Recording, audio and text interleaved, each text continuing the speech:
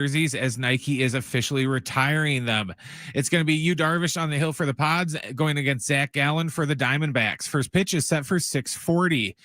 The Aztecs are on the road tomorrow afternoon to take on Northern Illinois. Our pregame coverage begins right here at 10:30. John and Rich will have the kickoff around 12:30. And then after that, the FC, they take on San Jose in their final home game of the regular season. Our pregame coverage will start right here at 7 o'clock. Swapping out your tires, there's nothing like it with eBay. You'll find the feel you're looking for, from smooth highway rides to grip for rough terrain. Get all the tires you need at the prices you'll love. eBay, things people love. The Padres finish up the season versus the D-backs at Petco. Now we look to next week's wild card round, and the Aztecs face another road test versus Northern Illinois. Plus, it's SDFC's last regular season home game. Next up, the playoffs. Now live from the San Diego Sports 760 studios, it's maybe John, but definitely Jim.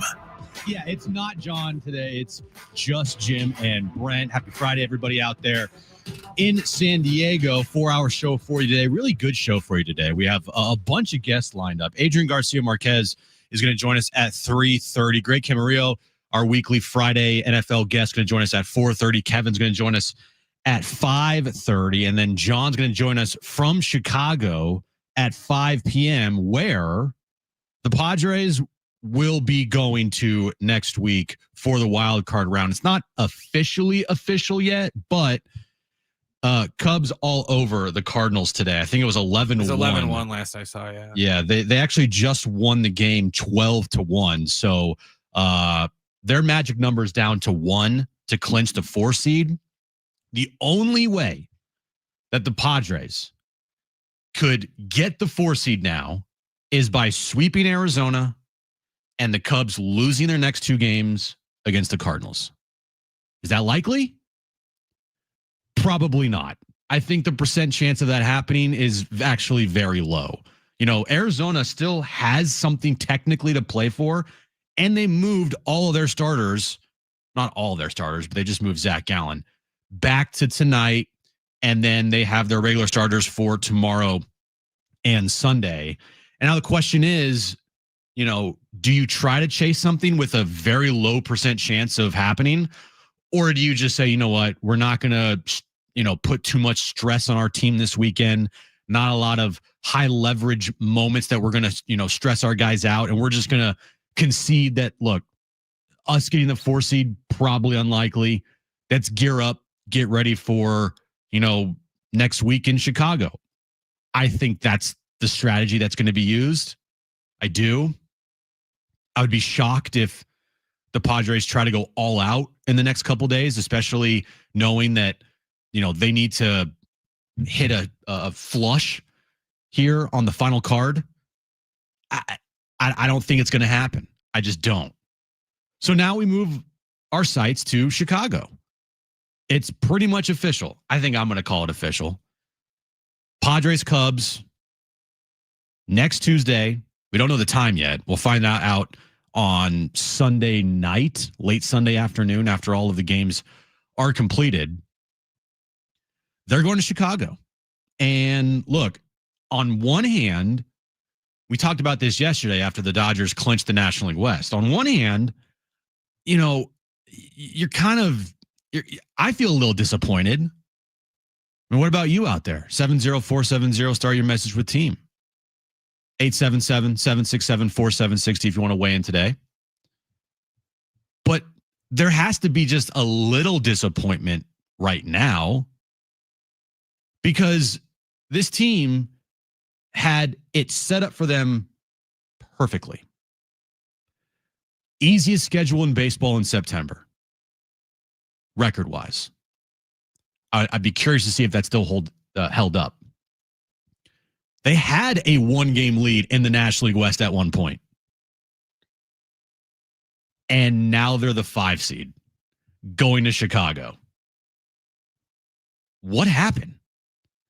I mean, we all know because we all watched the games, but like that in itself to me is a little disappointing. Now, once Tuesday comes, I'm washing that away and I'm focusing on them trying to beat the Cubs in Chicago. as they will, as all fans will. I don't think in the second inning on Tuesday, Brent, fans are going to be like, you know what? I can't believe we didn't win the division. No, the focus will be on trying to beat the Chicago Cubs, as it should. I think they've already forgot about it. I think they had their day yesterday to not pout, but kind of just think of what could have been. And now they've moved on. It's time to play the Cubs. I also think they moved on after they clinched on Monday. I think after Monday's clinch, there wasn't a thought in their mind of like, let's go for it because of what the lineup they put out there on Tuesday. Now everything broke their way on Tuesday, so they kind of, said, all right, let's push it here on Wednesday, and then you lose that game, and then the Cubs, and the Dodgers win, and the Cubs win today, and the Cubs win yesterday, and it's like, okay, well, we're gonna move on here. So look, going into Chicago, Cubs are a really good home team. They haven't played great of late, but at home this year, they're 48-31. That's really good. In comparison, Padres at home this year are 49-29. So they're pretty much the same at home as the Padres here are at Petco Park. On the road, the Cubs are 42-39. Padres on the road, that's where the whole thing kind of scares me because you look at the Padres on the road this year, 38-43. That's not great. And they have one series win against a playoff team on the road this year. One. And that came against the Brewers way back in, I think, June. I think it might have been earlier than that. Probably earlier than that, yeah. And that was before the Brewers became what the Brewers are right now, before they went on their run. They were not the Brewers that we see today. So how much does that factor in to this upcoming series starting next Tuesday night in Chicago?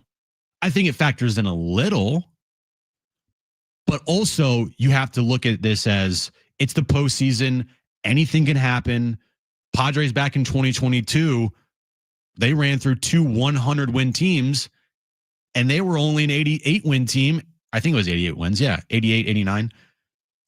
And they ran through 200-win teams on the road, which is exactly what the Padres will have to do now, except the teams they're facing aren't 100-win teams. But they will have to go on the road to start the postseason. And we talked about this last week. If you look at the schedule, Padres not being a good road team, can they flip that switch? Because, there is a good chance if they played a full 3-game series in the wild card round and a full 5-game series in the DS, and then you get to the NLCS, assuming that you aren't the higher seed and that you wouldn't be facing the 6th seed, which would either be like the Mets or the Reds, like what happened in 2022, where you ended up getting home field, but 3 on the road in Chicago. Then you'd have to travel to Milwaukee for the first 2 games on the road in Milwaukee. So that's potentially 5 straight road games to start your postseason run. Then you come back to Petco for 2, and then game 5 would be on the road. So that's 6 of your first 8 playoff games, potentially all on the road. And then if you happen to get through that and you get to the NLCS, first 2 games on the road there. 8 of your first 10 on the road in the postseason. If the Padres were to play 3 in the wild card and a 5 in the division series, 8 of your first 10 on the road. Can the Padres just wipe away? Oh, I know we were a really bad team on the road this year. Maybe really bad's too harsh, but we weren't a good team on the road this season. So you know what? We're going to go and we're going to play some great baseball on the road. I hope that happens. We'll see. There's really no other choice, to be honest with you. There's no other choice here. Like, they have to play well on the road in the postseason for them to get to a World Series and to eventually, hopefully, win a World Series. There's no doubt about it. For a team that was not good on the road this year, the path is now clear. You will have to play good on the road right away. Right away. There's no other choice. They can't ease into this. Like they have to come out on Tuesday and play a really good brand of baseball to start against the Cubs. And it's possible. It's 100% possible. And I see a lot of doomers out there like, this thing's over. Cubs are going to smack them. I mean, maybe. And guess what? If that were to happen, congratulations, doomers. You get to say you were right. But you don't want to say that. Like, if you're a doomer out there, you do not want to say you're right about this team, because then that would mean they don't win and they do lose and they do get their ass kicked by the Cubs. You want to be wrong if you are a doomer. I know it. Deep down, you're doing this to try to trick yourself, to try to have this ultimate jinx. But who knows? Come Tuesday, they could win game 1 5-0. I mean, anything's possible here. It's not set in stone that just because you're a road team in the postseason, you're automatically going to lose that series, especially in the wild card round. How many times have we seen a road team in the wild card round win that series? Well, I mean, last year there was a bunch. Year before that, there was a bunch. Year before that, Padres were one of those teams that won on the road and beat a 100-win team. So just watch the games if you're a doomer. I'm telling you, anything could happen. Now, the confidence level going in for me isn't like that high, but hey, nonetheless, they're in the postseason and they have a chance. And if they do lose, then guess what? This team did not change. They are who we thought they were, which was not a good road team. If they win, then it just proves that, in the postseason in Major League Baseball, nothing's guaranteed. And it feels like, at times anything's possible. Padres had home field in the National League Championship Series in 2022. Look how that turned out. It's not set in stone just because the Padres will now be going to Chicago starting on Tuesday that, they're going to lose. There's no point. If you feel that way, then don't watch the game. Like, if you feel that way, just don't watch. I know I'll be watching every single pitch. And I'll be rooting for the Padres to advance here. Now, Brent, you're in a little bit of a pickle here. You're in a little bit of a pickle. How are you going to consume these games? I'm going to root for the Cubs. Yeah, Brent's a lifelong Cubs fan. After this series, I'll root for whoever wins. Right. I'm not going to be if the Cubs, if we get our asses kicked by the Padres, I'm not going to come in, on Friday and be like, have a Milwaukee hat or something on. No, I'll root for you guys to beat the Brewers, because I'm not going to cheer for the Brewers or the Dodgers. So yeah, there's really nobody else if the Padres were to lose. And I'm not going to cheer for an American League team. Come on. Yeah, of course. That's gross. It is. Yeah, I agree with that. So look, it's becoming clearer today that the Padres will be going into Chicago. Again, like I said, it's not officially set in stone, but you would need a damn near miracle this weekend to end up getting the 4 seed and hosting playoff games here at Petco Park next weekend. At least next week, excuse me. At least they'll know early, because the Cubs play an early game again tomorrow. So they'll know before they have to turn in the lineup card whether it's, even technically still possible or not. So they can, and that's a good thing. They could, yeah, that's what I mean. They could rest people tomorrow because they'll know before they even do the lineup card tomorrow. So. Yeah. So Darvish is starting tonight. I do think they try to win this game. I do think that if there's a chance to go for it, they're going to go for it, because resting guys right now, so far out from game 1 of the wild card, I think you would start seeing that potentially tomorrow at the earliest. Tomorrow, and then definitely Sunday. But tonight, yeah, they're going to go for it. They're going to go for it tonight, off the off day. Tatis is going to potentially return. We'll see about that later in the show today when the lineups come out. We'll also hear from Mike Schilt later in the show as well. And speaking of Mike Schilt, he talked about the return of Fernando Tatis Jr. We'll hear Mike Schilt's thoughts on Toddy potentially returning tonight, coming up next, right here on San Diego Sports 716 live on the iHeartRadio app.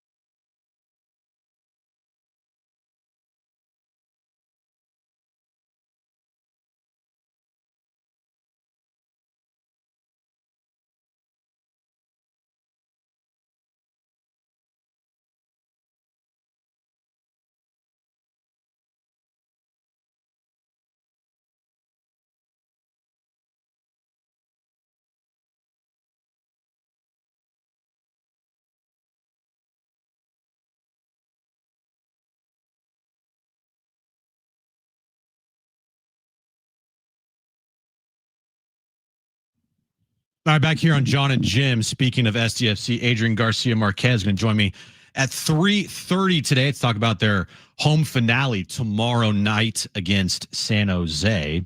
So I'm just looking right now. Annie Halbrun, very good friend of the show, just tweeted out, it remains to be seen if Fernando Tatis Jr. will be in the lineup as he is likely still recovering from his illness, but Fernando just walked into the Padres clubhouse. He has not been with the Padres or in the clubhouse for the entire week. So this is the first time that Toddy is back in the Padres clubhouse today. Usually around 3-ish is when the lineup starts trickling out for the Padres. My guess is they're going to see how he's doing, how he's feeling, and then we'll see a lineup with hopefully Fernando Tatis Jr. back in it because they have no more time to wait to get Toddy, ramped up here for the postseason, because dealing with an illness like that, that's brutal. Sometimes when you're sick, you can't do anything and you lose weight and you lose fluid. I'm sure they probably had an IV just like attached to his arm nonstop this past week for whatever illness he had. But that's good news that Toddy's back in the Padres clubhouse today. We'll keep you updated on if he is back in the lineup. Yesterday, Mike Schilt did speak about Fernando Tatis Jr. and his illness and him potentially returning to the lineup today. This was on Foul Territory on YouTube. This is what Schilt had to say. Yeah, listen, he's just been sick, man. He's been, he's run down. He's been posting every day all season and getting after it. This guy plays really aggressively. I was going to say something probably wouldn't be appropriate, but yeah, he gets after it, and might have just gotten to the point where he got sick and worn down, and just for the alarmist out there, he's ultimately fine. He's feeling better today. As far as weight goes, we monitored him pretty closely. I think he's going to be fine. He's a guy that can lose some weight but can put it on pretty quickly. He's really an amazing athlete and physically. As we all know. But, short answer to wrap it up is we expect him to be back tomorrow and be ready to rock and roll over the weekend and get ready into the playoffs. So that's good news. Get a couple of bats this weekend for Tatis, probably more than a couple, to be honest with you. But my guess is he's back in the lineup tonight. He'll be in the lineup tomorrow. Most regulars are probably going to get an off day on Sunday, and then let's go to Chicago. Yeah, I think he'll play more than any of the others this weekend. Even if say the Cubs win again tomorrow morning and they know they won't have anything to play for, I think he'll still play, even though the rest of the team will probably, there's the starters anyways, most of them will rest. Just because he needs to shake off the rust of just not doing anything. Everyone's been sick to where you just, lay in bed for a week, and then once you leave, it takes you a while to get back into it. And him being a big athlete like that, it's going to take a minute to get back into the groove. And it was such a bummer that he went out when he did, because dude was hot. Over his last 15 games, he's hitting .311 with a .368 on base percentage and a .508 slug. 4 homers, 8 RBIs. His last week, he was 11 for 29. He hit .379 over his last 7 games. That's really good. Hopefully, missing the time that he didn't screw up timing or mess with his, bat at all. It's hard to think that it didn't. But when he went out on Monday with the illness, you're like, that's a bummer. Because Toddy was hot. He hit a home run on Sunday in Chicago against the White Sox, which was a very funny, comical moment. Did you see what happened on Sunday? We never even talked about this. So Tatis hit a home run on Sunday in Chicago. And if you were listening to the broadcast, seconds before Tatis hit that moonshot over the left field wall, a fan got picked up on a crowd mic and said, "Hey, Toddy, you want a new syringe?" Or something along those lines of giving Tatis a syringe. And like millisecond later, Tatis hits that home run. Very ironic timing for sure. But hopefully Tatis is going to still be swinging a hot bat, because before he went out with his illness, man, he was red hot. And we all know the history of Fernando Tatis Jr. in the postseason. He is a postseason big-time player. They're going to need him, obviously, duh. But if Manny Machado is going to continue to be performing the way he's performing right now, which is god awful, and if his postseason numbers continue to be what they are over his career, which are really, really bad, you're going to need Fernando Tatis Jr. to play like Fernando Tatis Jr.'s played in the postseason, which is so far one of the best postseason players, that we've seen. There's no denying that once the postseason comes around and if Tatis is healthy and available and he's in, a lineup in the postseason, he produces. And not only does he produce, he hits nukes and he becomes one of the most feared hitters in baseball. So hopefully the hot stretch that he was on in September leading up to the postseason didn't get wiped out because of this sickness. I really hope that's not the case. Because that's the last thing. Like, you need Toddy here. And so hopefully we see him back in the lineup tonight. It's out. All right, what do we got?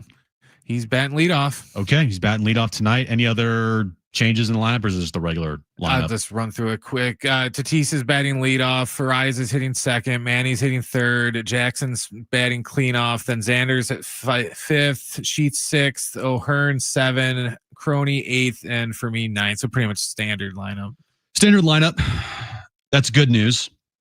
That's very good news. So we'll talk more about that coming up later in the show. Adrian Garcia Marquez is going to join me at 3:30. Greg Camarillo at 4:30. Kevin Acee at 5:30. We'll have the wrap for you later in the show as well. But coming up next, if you missed our conversation yesterday with Aztecs assistant coach Ryan Battertelli, you're going to hear that coming up next. This is John and Jim right here on San Diego Sports 760 and live on the iHeartRadio app.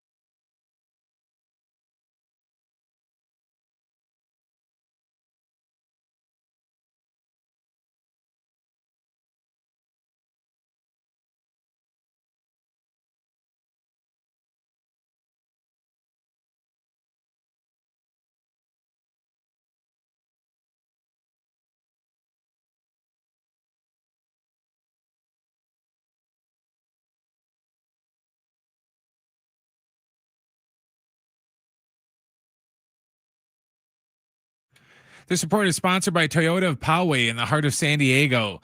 The Padres start their final series of the regular season tonight down at Petco Park. It's also going to be the last time the team wears their City Connect uniforms, as Nike is retiring them.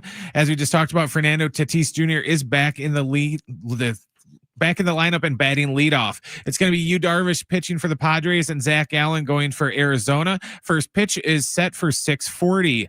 Tomorrow afternoon, the Aztecs are on the road to take on Northern Illinois. Our pregame coverage starts right here at 10:30. John and Rich will have the kick around 12:30.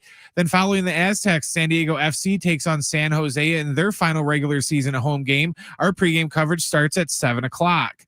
Toyota of Poway voted San Diego's #1 Toyota dealer by USA Today. With APRs as low as 0% and new Toyotas in stock, there's no better time to buy during the Toyota of Poway sales event. Only at Toyota of Poway or online at toyotaofpoway.com, right in the heart of San Diego.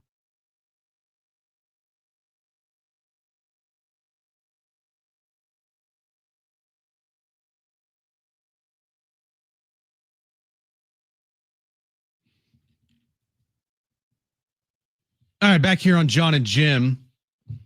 John's on his way to Chicago as we speak. We'll catch up with him later in the show. Hopefully. We'll see about that.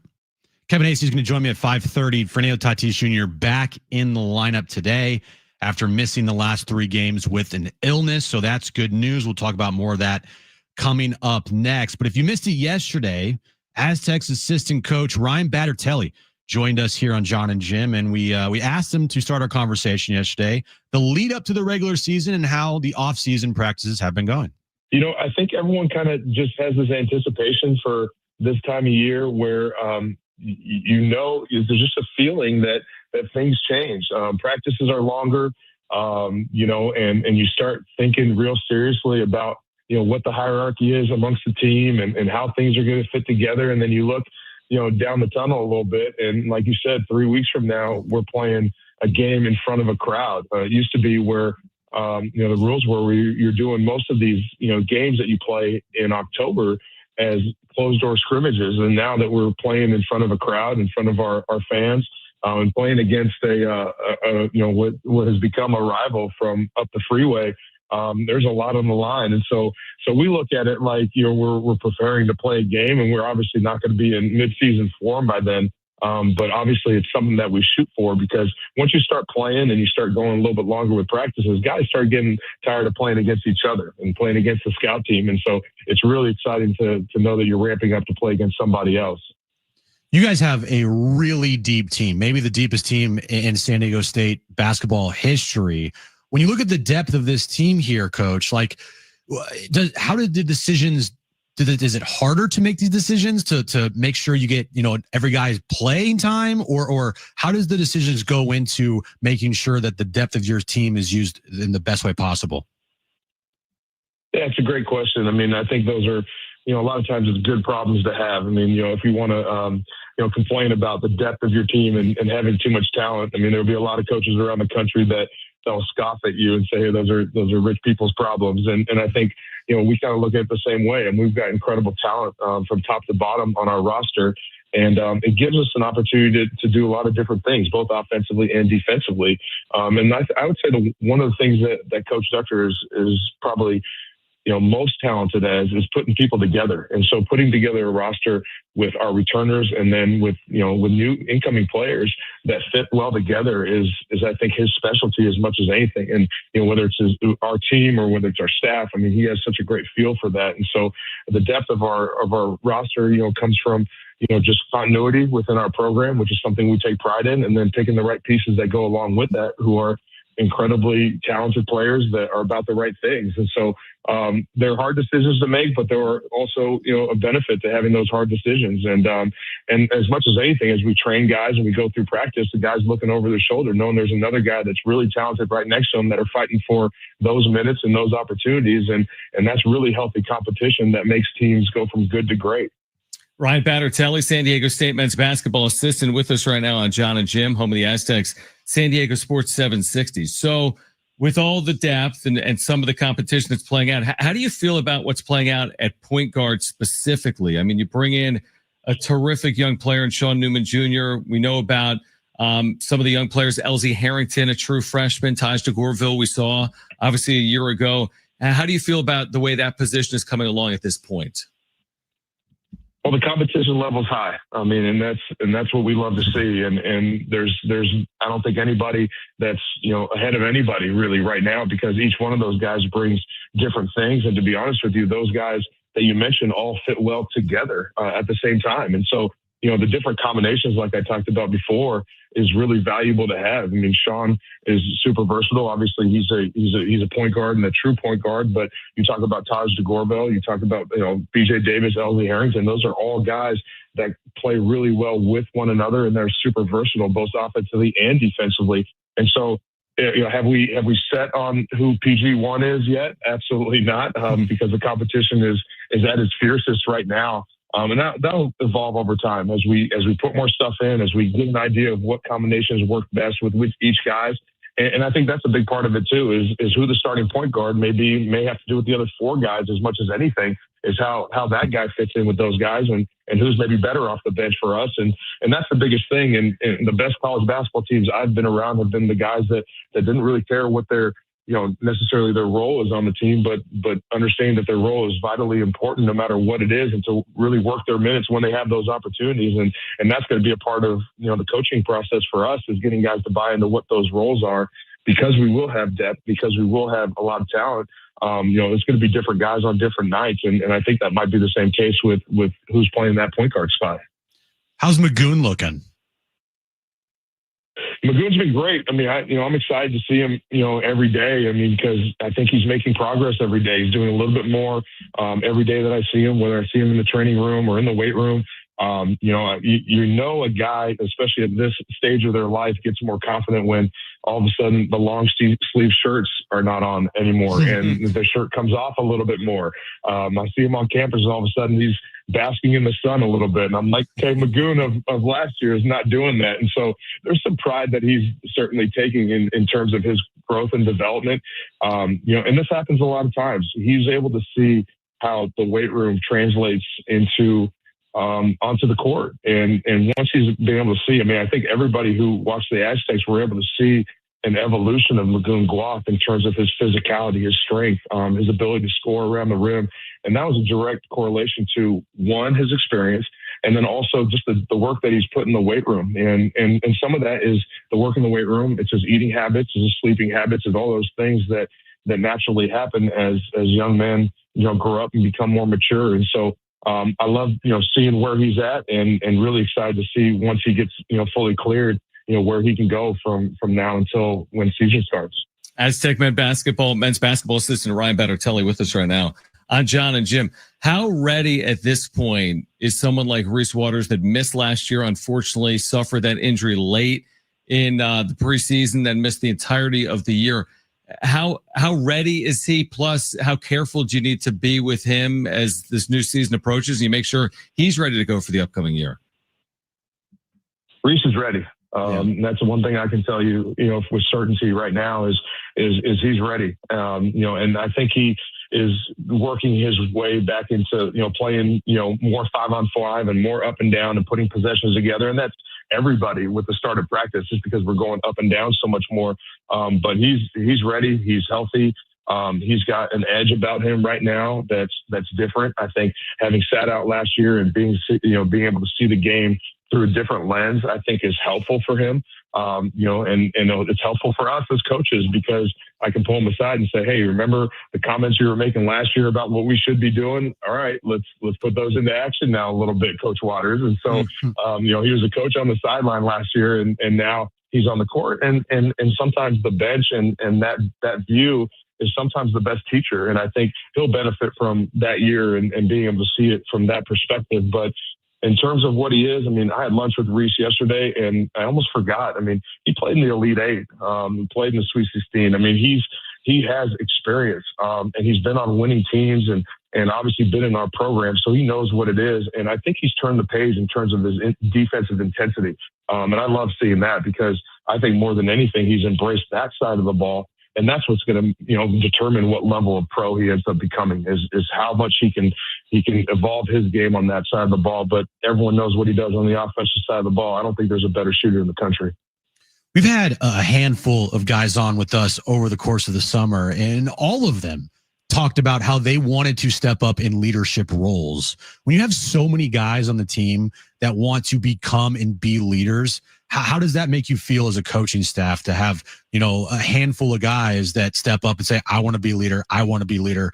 What does that make you feel like as a coach? Well, I think it tells me and it tells us that guys know that they need to do more and they need to be more. And it makes you feel great as a coach because, when guys want to embrace leadership, you get to challenge them, as they want to embrace those roles in terms of walking the walk. Because if you're going to be a leader, you're going to have to be that every day. You can't be a leader one day and then one day decide that you don't want to be it. And so with those guys wanting that responsibility, you're able to ask them, all right, how can you be consistent in that? And they're not going to be perfect, but that's always a reminder you can give them is you have to walk the walk every day. You have to be about it. You have to go about your business in a way that's in a professional manner that, whether you lead by example, whether you lead with your voice, if you do both of it, you're going to have to show up every day. And if we can show up consistently every day, and if we have a group of guys that will do that on a consistent basis, we'll see how good we can be, because that's going to be the separating factor as much as anything is doing those hard things every day when you don't feel good, when you're not feeling as great, when you drop a game or you don't have a great practice. Is how you come back the next day. That's going to determine the level that we compete at, not anything else as much as anything, because that's what separates the great teams. Like, we know we have a chance to be really, really good. Now, to what degree will be determined on how we approach every single day. And it starts now as much as anything. And that, going back to your question about practice, that's the best part of when you start practice is those days stack. And we got to make them stack every day so that those experiences are valuable experiences that we can draw from as we move towards the season.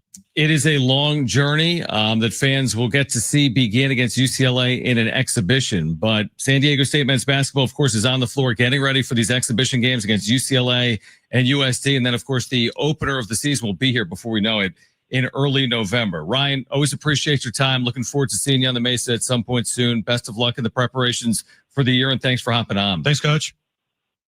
Yeah, thanks so much for having me. Go Aztecs. All right, that was not head coach. That was assistant coach Ryan Battertelli there for the Aztecs. All right, coming up next, Ramon Laureano. We know he's going to miss maybe the entire postseason, depending on how far the Padres go or how far the Padres don't go. He'll definitely miss next week in Chicago. We'll hear from Mike Schilt about the loss of Ramon Laureano coming up next. Also, Adrian Garcia Marquez going to join me at 3:30. Greg Camarillo going to join me at 4:30. Kevin Acee at 5:30. You're listening to John and Jim right here on San Diego Sports 760 and live on the iHeartRadio app.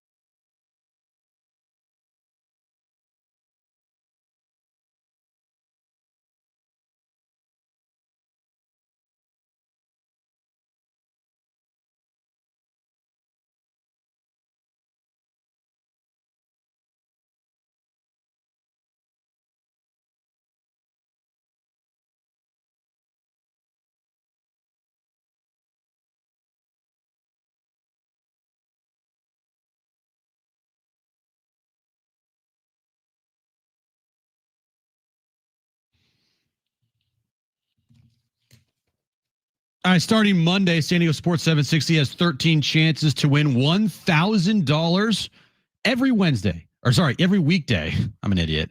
With the bonus bucks giveaway. That's every hour, 6 a.m. through 6 p.m. starting Monday, September 29th. Listen for the keyword, then enter it at sportssd.com starting Monday at 6 a.m. Okay, so we know Ramon Laureano is going to be out for the postseason. Likely the postseason. It's not yet known if he would miss the entire postseason if the Padres were to, I don't know, go to the World Series. But he will for sure 100% miss the wild card series next week in Chicago against the Cubs. And I don't think there's any understating it. It's a big loss. It's a big loss from the standpoint of you lose a right-handed everyday bat in your lineup. Defensively in left field, you drop there with Gavin Sheets going out and being your left fielder, if that's the route they go, over Ramon Laureano because he's injured. And you're going to probably have to face, a lot of lefty on lefty matchups here come next week in Chicago. Cubs have a bunch of lefties, Imanaga, Boyd. They got, I think, 4 lefties in their bullpen.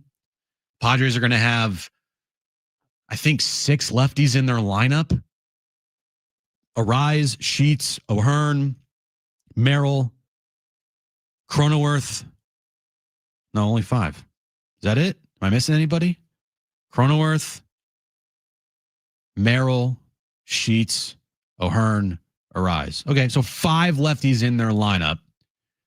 And there will probably be a lot of lefties on the mound for the Cubs next week. Mike Schilt was on the Foul Territory podcast talking about the loss of Ramon Laureano and just how big it is to lose him for the postseason run. Yeah, it's a good point because when we acquired him, I didn't know Ramon very well and got to know him, and clearly a talent, having a great year. And as we, did the research on him, it's like, oh, this dude's like top 5 against righties. So he's not a splitty dude. Didn't feel like he needed to platoon him, rewarded that. Great tough at bats against righties, lefties, doesn't matter. Is a grinder, tough dude. Got a real edge to him, which I love. Competitor. It's going to hurt. Listen again. As the lineup was starting to get back, and we really hadn't had a full lineup that, talking about Preller, his vision for it, my vision for it, which is typical. It doesn't. A lot of teams go with that. It's not complaining. It's just a fact. And we were about to get that band together and have him, in that 7 hole, which, man, that's a dangerous dude in that spot. But he's going to be out. Going to be out for a while. How deep we go determines how likely he is to get back. Does it hurt? Yes. The one sign we have in our clubhouse is, Winners Find Solutions, and we're going to be there to support Ramon and be there for him to help him get back. But no one's going to feel sorry for us, and we got a deep team, and we'll ride what we got, and we'll feel good about it. I'm trying to think, when have they gone a long stretch not having a full lineup together, other than this past week when Toddy was out with the illness? They've had a full lineup here since the trade deadline, or at least unless you count X. The vision. Oh yeah, you're right. Okay, see again, Xander Bogaerts, to me, very forgettable player. That's good job, Brent. Yeah, I completely forgot about Xander. It's very easy to forget about that guy. So okay, yeah, then yes, Schilt is right. Obviously, they have not had a full lineup for a majority of the time after the All-Star break. They had it there for a minute until Xander broke his foot at the end of August. But if you were to ask me, though, Brent, who would you rather have in this lineup come October? Ramon Laureano or Xander Bogaerts? Who would be more impactful in your mind to have in this lineup? Well, I want Laureano. We up until the trade deadline, we sat around and talked about how we had this glaring hole in left field and need somebody to fill this hole in left field. And then we go and we get our everyday left fielder to go in there and fill the hole. And then he gets hurt. And now we're back with, and like I said, Sheets will be fine. The only thing with this series is the Cubs have a lot of lefties. Of lefties, yeah. You're just going to have to either just have him roll with it and hope that, just because it's lefty versus lefty doesn't automatically, sometimes they can still get a hold of it even if they don't hit left-handed pitching very well. But they're just going to have to just go with it and hope that he can, just connect on a couple and just get some hits. Right. Exactly. Yeah. And I understand, Xander's importance to the team because it just kind of puts everybody in their positions. And, you don't have Arise playing second, you have him playing first, and then you have Jake Cronenworth at second, where he's very good defensively. I thought he was pretty good defensively at short anyway, but and then having that right-handed bat in Xander in the lineup also helps as well. I think that X's worth is going to be his mind in the postseason because he's played a lot of postseason games. He's played in, multiple World Series before. So I think that, we used to always, well, not us, but people used to always talk about, how Eric Hosmer was, the big clubhouse guy, and it doesn't matter that he's hitting. It's because, he's got the energy and he's got this great baseball mind, and that's what they need out of Xander Bogaerts, I think, this postseason. Yes, they need him to hit the baseball too sometimes, but I think more or less they're just going to need him to kind of be like a second manager almost in the dugout. And just, if somebody, if Manny strikes out his first couple times up, you got to, keep him focused. And, I think his mind is going to be his most valuable thing because his bat hasn't been worth that much this year. Well, his bat hasn't been worth much in the postseason, just as early as last year with the Padres, because that's the only time that Xander has been in the postseason with the Padres. Last year in just 7 games, 24 bats, he had 167 with a 564 OPS. Not great. Career, Xander, not that great in the postseason. 223, the 675 OPS. And he's played a lot of postseason games, 51 postseason games. Obviously, he's been to World Series. He's won World Series before, but he has not really shown that he is like this great postseason performer. And they're going to need him, just like they're going to need every single person in this lineup to do their job. Because come postseason time, you are not a fully healthy team. You're not. The loss of Ramon Laureano hurts. I think the loss of Jason Adam hurts even more. And we're going to find out if they can overcome that. Because as Schulte always says, winners find solutions. All right, coming up next hour, Adrian Garcia Marquez is going to join me at 3:30. Also, who's in your Super Bowl bubble this year? Well, Colin has some interesting teams in his Super Bowl bubble. We'll hear what Colin has to say about that. We'll also discuss that coming up next right here on John and Jim on San Diego Sports 760 and live on the iHeartRadio app.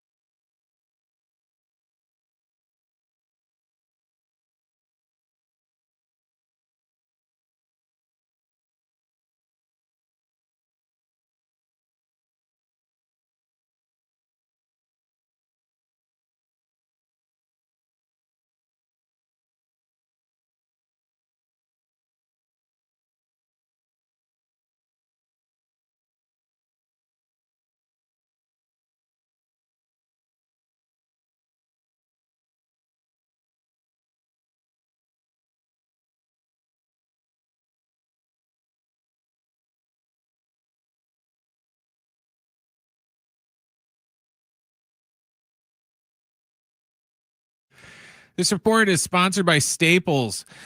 The Padres start their final series of the regular season tonight down at Petco Park when they take on the Diamondbacks. It's going to be the last time the team also wears their City Connect uniforms as they are being retired by Nike. It's going to be Yu Darvish going for the Padres and Zach Gallen going for Arizona. First pitch is set for 6:40. In NFL news, Brock Purdy's back, Jim. He's going to start this Sunday against the Jaguars. He has missed the past 2 games because of a toe injury, but Kyle Shanahan has confirmed this afternoon that Purdy will start Sunday against Jacksonville. The Aztecs are on the road tomorrow afternoon to take on Northern Illinois. Our pregame coverage starts right here at 10:30. John and Rich will have the kickoff around 12:30. And then following the Aztecs, San Jose is in San Diego to take on the FC in their final regular season home game. Our pregame coverage for that starts at 7 o'clock. Your local Staples has hot deals and super low prices throughout the store on everything for your business. And right now at Staples, save up to $125 off your print order. Exclusions apply. Visit staples.com/print for details. Ends 11/1. Save even more with the Easy Rewards program at Staples.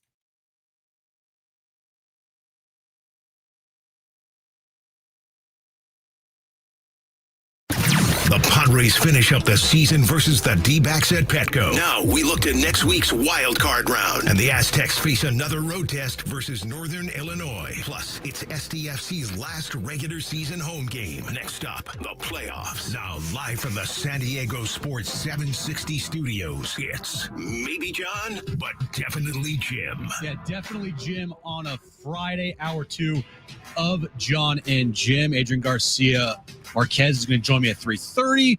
Greg Camarillo at 4:30. Kevin Acey at 5:30. So we have still a loaded show for you for the next couple hours up until 6 p.m. So last night, Thursday Night Football kicked off week 4 of the NFL. It's already week 4, Brent. It goes by fast. Like what? Yeah. Already week 4? What the heck?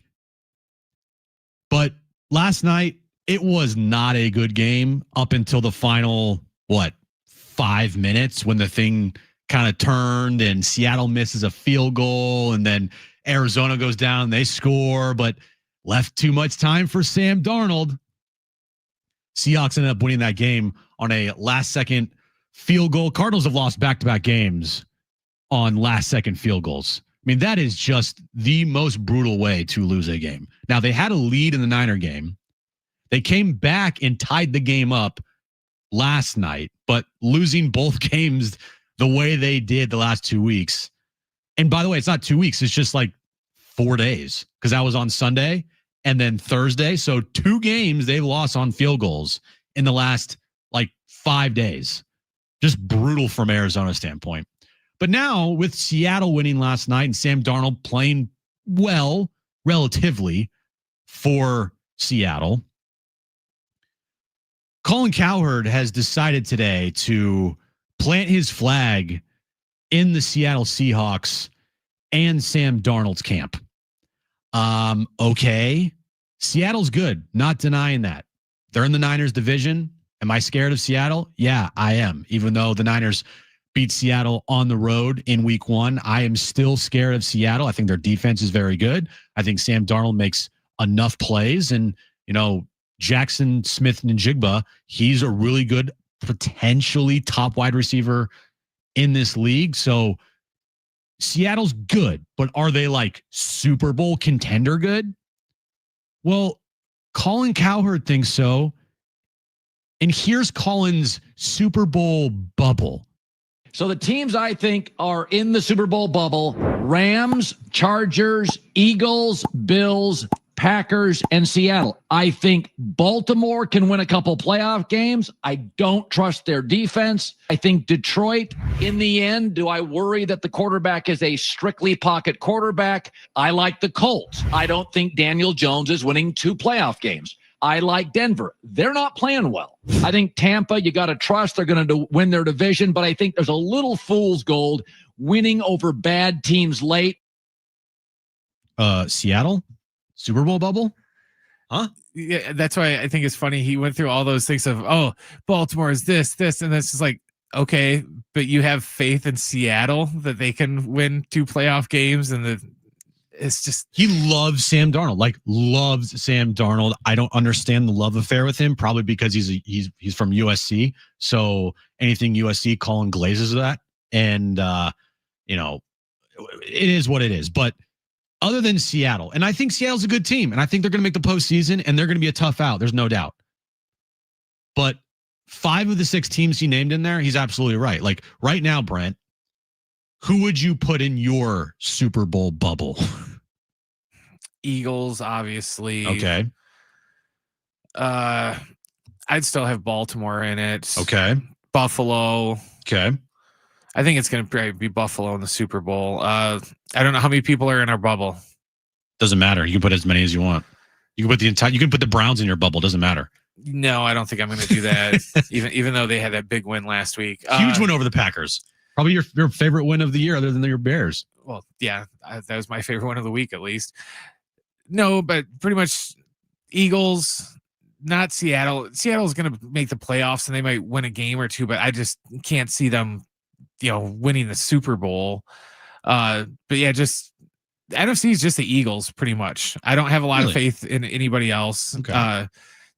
Everyone's always high on Green Bay, but they just lost on the road to Cleveland, so we'll see how that goes. But yeah, I think it's going to be either just Baltimore or Buffalo. I don't, the Chiefs might wake up, So but you I have don't. 2 teams in your bubble? Yeah. Okay. I don't think the AFC is deep, but there's a lot of these teams that I just don't think that they're good enough to win the Super Bowl. All right. So in my bubble, I'll put in Buffalo. I'll put in Baltimore, but they're like just on the fringe because their defense isn't good. And Lamar has not shown yet that he can win in the postseason. So with that, they're a kind of a fringe team in my bubble. I hate to do it, but I'll put the Chargers there. Now they're dealing with a bunch of injuries, and I do think that will come back to bite them in the butt. But Jim Harbaugh's a really good coach. And Justin Herbert is ascending to elite quarterback status on and off the field, by the way, if you know what I mean. Philadelphia, absolutely. I'll put Green Bay in there if they stay healthy. Micah Parsons continues to get better, and that defense continues to get better. I mean, they only gave up 13 points against the Browns. It's not like they lost 34-10. I like Detroit now. Their win on the road against the Ravens. Like, if you're going to put the Ravens in your bubble, how could you not put the Lions in your bubble? Because they just went toe-to-toe with Baltimore in Baltimore and put up 38 points. Now, they did get their butts kicked in the opener of the year in Green Bay, but I think if they stay healthy, Aiden Hutchinson's back, their offense, the 2 running backs they have, Gibbs and Montgomery, Amon-Ra, Jameson Williams, like, I know they lost both their coordinators, but if you just take away the Green Bay game to start the year, has anybody been more impressive than the Detroit Lions in the last 2 weeks? I don't know. What, because they put up 52 on the Bears? They put up 52. I know, but here's the thing. They put up 52 on the Bears, and then they put up 38 on the road against Baltimore. I'm putting a lot of weight on that Baltimore game. Yeah, I know. My whole thing is it's just so early. I get it. There's just not a big enough sample size because a lot of these teams, even take Seattle, since Colin's, so in love with them, they haven't played a lot of good teams really yet, have they? Arizona, and I'm going to bring their schedule up quick. I mean, do you consider the Niners a good team, even though they have a bunch of injuries? Did Purdy play in that game? Purdy did. He did. He came back and won that game. Oh, well, then they lost. Did Seattle lose, or who won that? No, Seattle lost. Oh, okay. Yeah, because Purdy came back, game-winning drive. I would count that one, yes. Okay. Because Purdy played in it. And Seattle, the Saints game, that doesn't count. that one doesn't count. Steelers on the road. see, it's still too early for the Steelers too, because I can't tell if they're for real or not. See, Colin should have done this in like 4 weeks from now when everyone's had like a bigger sample. Well, here's the thing, Brent. We need 3 hours to fill. Well, he does. We need 4 hours to fill. And of course, there's always going to be overreactions all the time. After week 1, it was like, Packers are going to win the Super Bowl because they beat up on the Lions and Micah Parsons. And it's like, I get it. Slow down. But we do have to break this up into like sections of the season. And I think once you get through 4 weeks of the year, I do think the picture becomes a little more clear on teams, barring injuries, right? Take the injuries factor out because that plays a massive role. One team could look amazing, like the Eagles. They don't look amazing, but still, what if Jalen Hurts got hurt on Sunday and he misses the rest of the year? That changes the opinion of everything. Well, we've played enough to tell, we know who the top teams are, and we know who the teams that are going to be good this year. Well, yeah, like all the people that were like, sorry, Sammy, that were picking like the Bears to make the wild card and everything. That's probably not going to happen now. I think we've seen enough that if they do, they're going to make it in by the skin of their teeth. But I don't think that's going to happen. So, and I think Arizona, even though their 2 losses came, with field goals, I don't think that they're going to stick around. I think we've seen enough out of them. It's just some of the elite teams. It's like, okay, Detroit, you showed that you can beat up on the Bears and you beat Baltimore, but I want to see, the next time you play Green Bay, how you do and stuff like that, opposed to, like you said, we don't count the Saints games and stuff like that, to where a lot of these teams have been playing teams like the Saints. Well, and it's hard to judge them by it. Lions play the Browns this Sunday. That's a win at home. Should be. If it was on the road, it'd be different. I mean, Cleveland, for some reason at home, their defense against good offenses, like they just play well, especially against that style of offense, like the Packers and the Niners and the Lions. But Lions at home against the Browns, that's a win. Lions on the road against a Joe Burrow-less Bengals, you have to think that's a win. Should be. Lions Chiefs, Sunday Night Football, October 12th. At Arrowhead. That's going to be a good game, followed by the Bucks, the Vikings, the Commanders, Eagles. So that stretch right there, probably know the Lions are for real or not. Yes, definitely. Yeah. So we'll find out. I do like the Lions. I'd put them in my Super Bowl bubble. But officially, my Super Bowl bubble right now, I got to have the Bills. I got to have the Eagles. I'm going to put in the Lions. I'm going to put on the fringe Baltimore. I'll put in the Chargers, I guess. I'll put in Green Bay.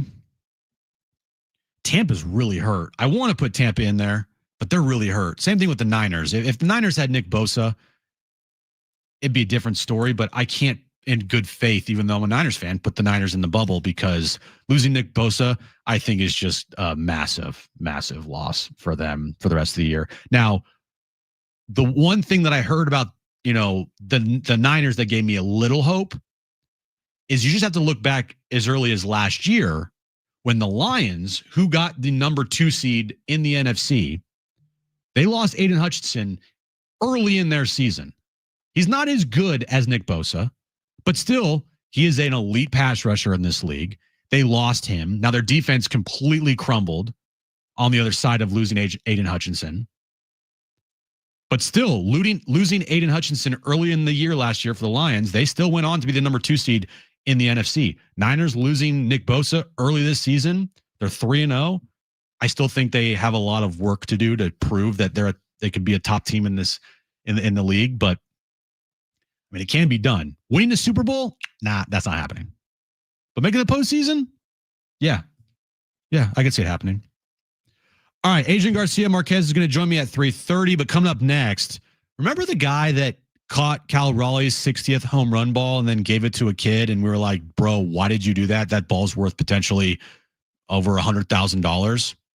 Well, the Mariners saw that, and they have rewarded this fan I'll tell you what they rewarded him with. Coming up next on John and Jim right here on San Diego Sports 760 and live on the iHeartRadio app.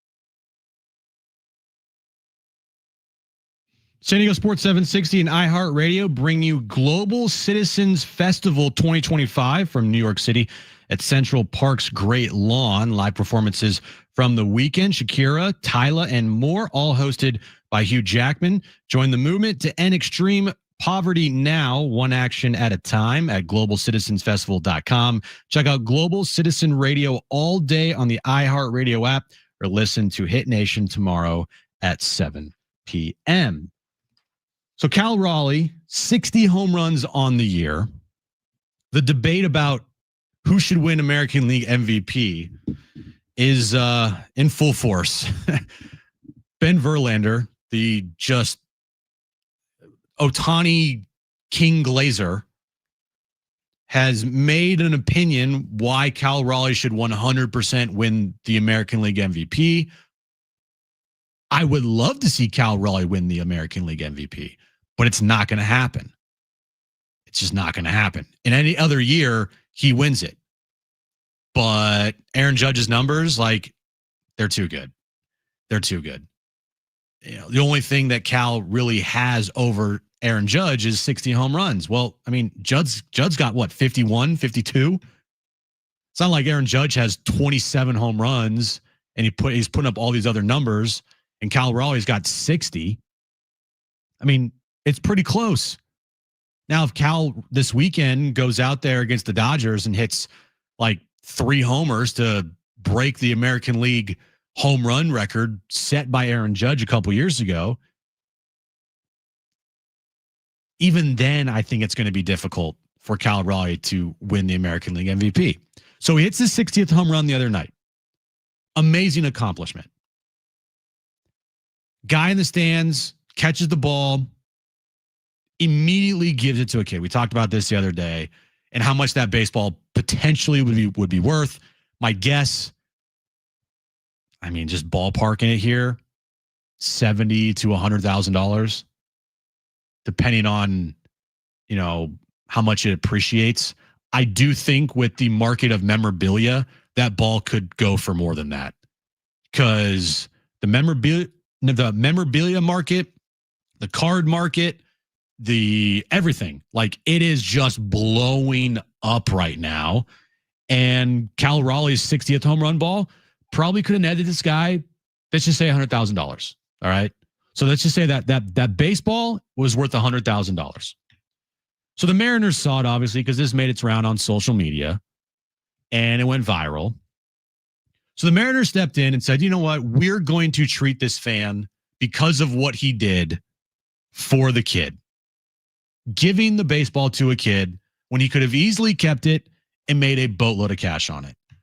So obviously the Mariners hooked this guy up with like season tickets for all of next year, playoff tickets, a bunch of signed memorabilia, right? No. He got a signed bat by Cal Raleigh and a picture. That's it. Was the picture signed? Oh, he got a picture taken with him. Okay. Right. He got to meet him on the field for batting practice. And I think his family got to come down there as well. So in the last 2 weeks, we got a Mike Trout 400th home run ball that was traded in for a game of catch on the field. And we got a Cal Raleigh 60th home run ball that was given to a little kid, basically worth to the Mariners a signed baseball bat. Huh? do these guys know that this is worth a lot of money? Did the whole team sign the bat, or just Cal? Just Cal. And it's going to say if Rodriguez and all those guys, they signed it too, then maybe I'd be like, oh, okay. And let's see here. I think I favorited it because Cal wrote something on the bat like, thanks for being a nice human being, or something like that. Yeah, he received a signed bat, and he got to watch batting practice from the field. Yeah. I've done that before. It's not worth $100,000. No, batting practice is not even close worth close to $100,000. You're constantly worried you're going to get hit by a ball. Even that, you're just standing there. You're not even close. You're like 30, 40 yards away. You're like, oh, cool. I have to stay between these like little ropes here. Oh, I didn't stay between the ropes. I was walking around. I probably would have gotten in trouble. So again, I think it's a nice gesture that the fan gave the ball to a kid, but you don't give the 60th home run ball to a kid. I'm sorry. It wasn't like you stole the ball from a kid either and be like, oh, just kidding. Sorry. You know, you would have turned into the Seattle Karen of the Seattle Mariners fan base. See, if I'm this guy, I'll be okay with this as long as in 3 weeks from now, you know, That ball doesn't go up on Little auction. Billy doesn't throw that ball up on eBay for sell it to some auction site for, like you said, $100,000 or something like that. If he just keeps it and, frames it and puts it in a thing, and this is, a great father son moment memory or whatever for the rest of his life, then that's fine. The bat is worth it.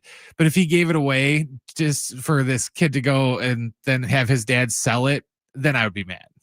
It's like, yo, that ball is what? Sold for how much? I can't wait. If I was going to sell it, I would have just sold it myself. I can't wait until I see that ball going up for auction and it be sold for like $125,000. I cannot wait, because this guy is going to sit there looking at his signed Cal Raleigh bat, thinking to himself, what the hell did I do? Now, maybe the guy's rich and he's well off and he doesn't need any money. Maybe. I don't know. Could be. And he's like, look, I'm fine. I got plenty of money. I don't need it. Here you go. I still like the deal. He got better than playing bare hand catch with Mike Trout for 2 minutes on the sideline after the game. Dude, on the field playing catch with Mike Trout, like, huh? That baseball, the 400th home run baseball, because Mike Trout will go in the Hall of Fame, that's going to be worth a lot of money. Man, got to think, guys, if you catch an historic baseball, you got to leverage this thing out. You can't just give up and give in. These things are worth a lot of money. I would at least made Trout give me free Subway for life or something. I don't even know if I'd want to accept that. Oh, I would for free. Free Subway's good. Free Subway, yeah, anything free is good. But at the same time, that means I would have to eat a lot of Subway. And I don't know if I'm good with that. All right, coming up next, Adrian Garcia Marquez, play-by-play announcer for SDFC, is going to join me. Coming up next right here on John and Jim and live on the iHeartRadio app.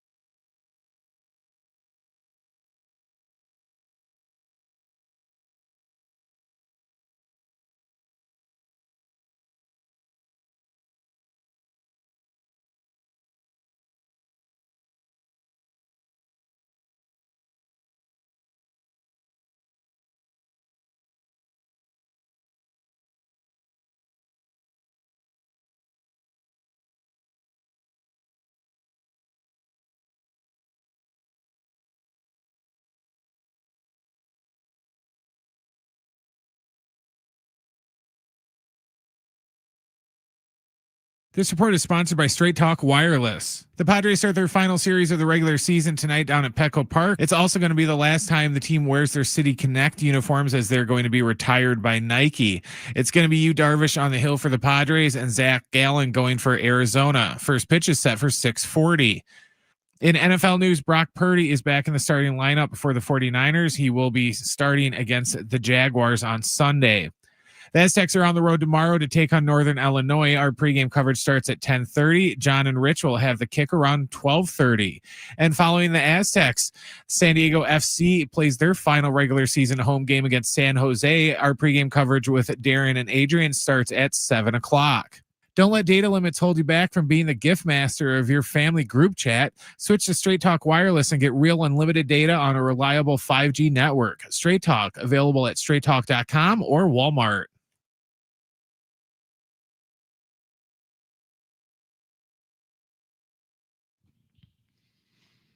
All right, San Diego FC's final home match of the regular season tomorrow at Snapdragon Stadium.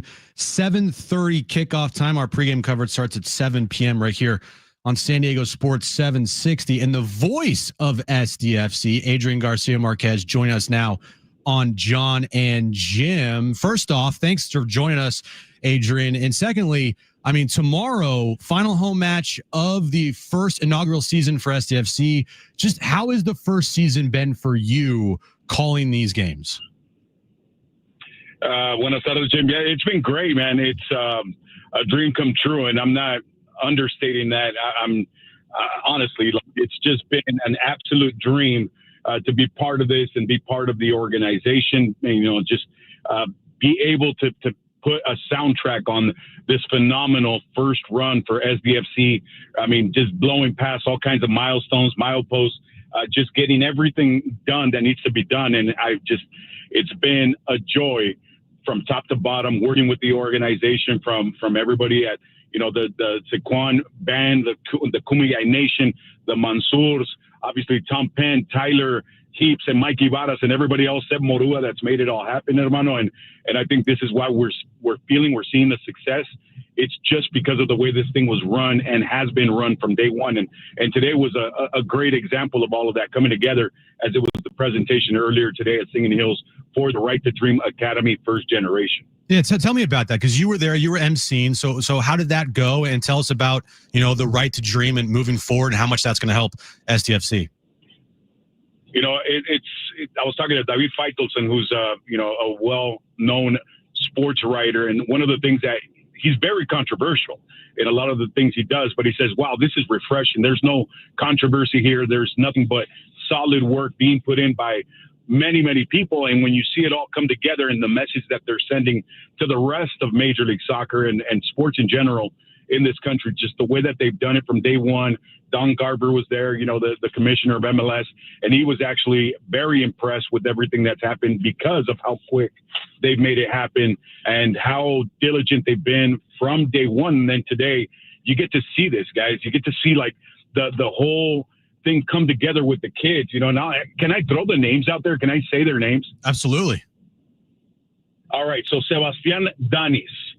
All right. He's from San Marcos. A kid from Bonita, California, Roman Espinosa. From Sacramento, Jonah Delizo. You have Thiago Terrazas out of Tijuana. From Forest Ranch, you have a Jackson Gales. Jose Hernandez, also, he's from Las Vegas. Eagleton Niff, what a great name for that kid. He's from Vegas. Mateno Lenders. I'm going to keep going. Cole Krebs, Leonel Perez, Felipe Garcia, Sebastian Soto, Will McCormick, Prince Wilonja. What a great name there, too. Chino Garcia, kid out of IB. Kylan Lewis, Luca Vandervelde, and another name that sounds like that. That's a big time name. I'm all about names. Fernando Tatis. You see what I'm saying? They have to have a star name. Become a star someday. Nico Macias, Nicolas Bolivar, Jim, all of it, hermano. So it's just great that the kids were there today and they showed up and they were able to be presented with the first team. Such a special moment for the whole entire organization. So it was a lot of fun to be part of it today. All right, Adrian Garcia Marquez, join us here on John and Jim. Tomorrow, final home match of the regular season. They got 3 matches left in their year. They're still looking to clinch the top seed in the Western Conference. They're going to have to play some good soccer here down the stretch because Vancouver is on their tail. Supporters Shield we'll see about that. But for you, what do you want to see from this club in the final 3 regular season matches before they get ready for the postseason? All right, I'm going to be selfish here, okay? But we need that third guy to join the party with Anders and Chucky. There has to be another element at the point of attack to help take a little bit of that pressure off for the DPs. And once we get that other guy to be able to provide a threat, then we're truly in business. I don't think, at least right now, I haven't seen one team in the Western Conference other than maybe Minnesota do a really, really good job of keeping San Diego FC from getting into their flow.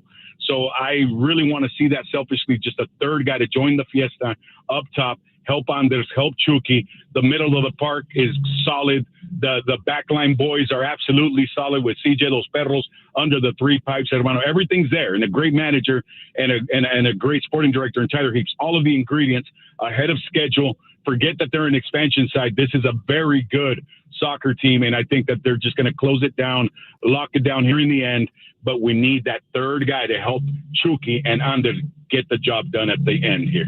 All right, SDFC taking on San Jose tomorrow night at Snapdragon Stadium. Of course, you can listen to that match right here on San Diego Sports 760. So you mentioned Anders Dryers there. He's in the MVP conversation. Probably going to be hard for him to overtake Messi because Messi's had a fantastic year, and he's also Lionel Messi. But, you know, his season has been an MVP-ish like year. What's it been like to watch him, and just, you know, what do you make of his first year here in San Diego?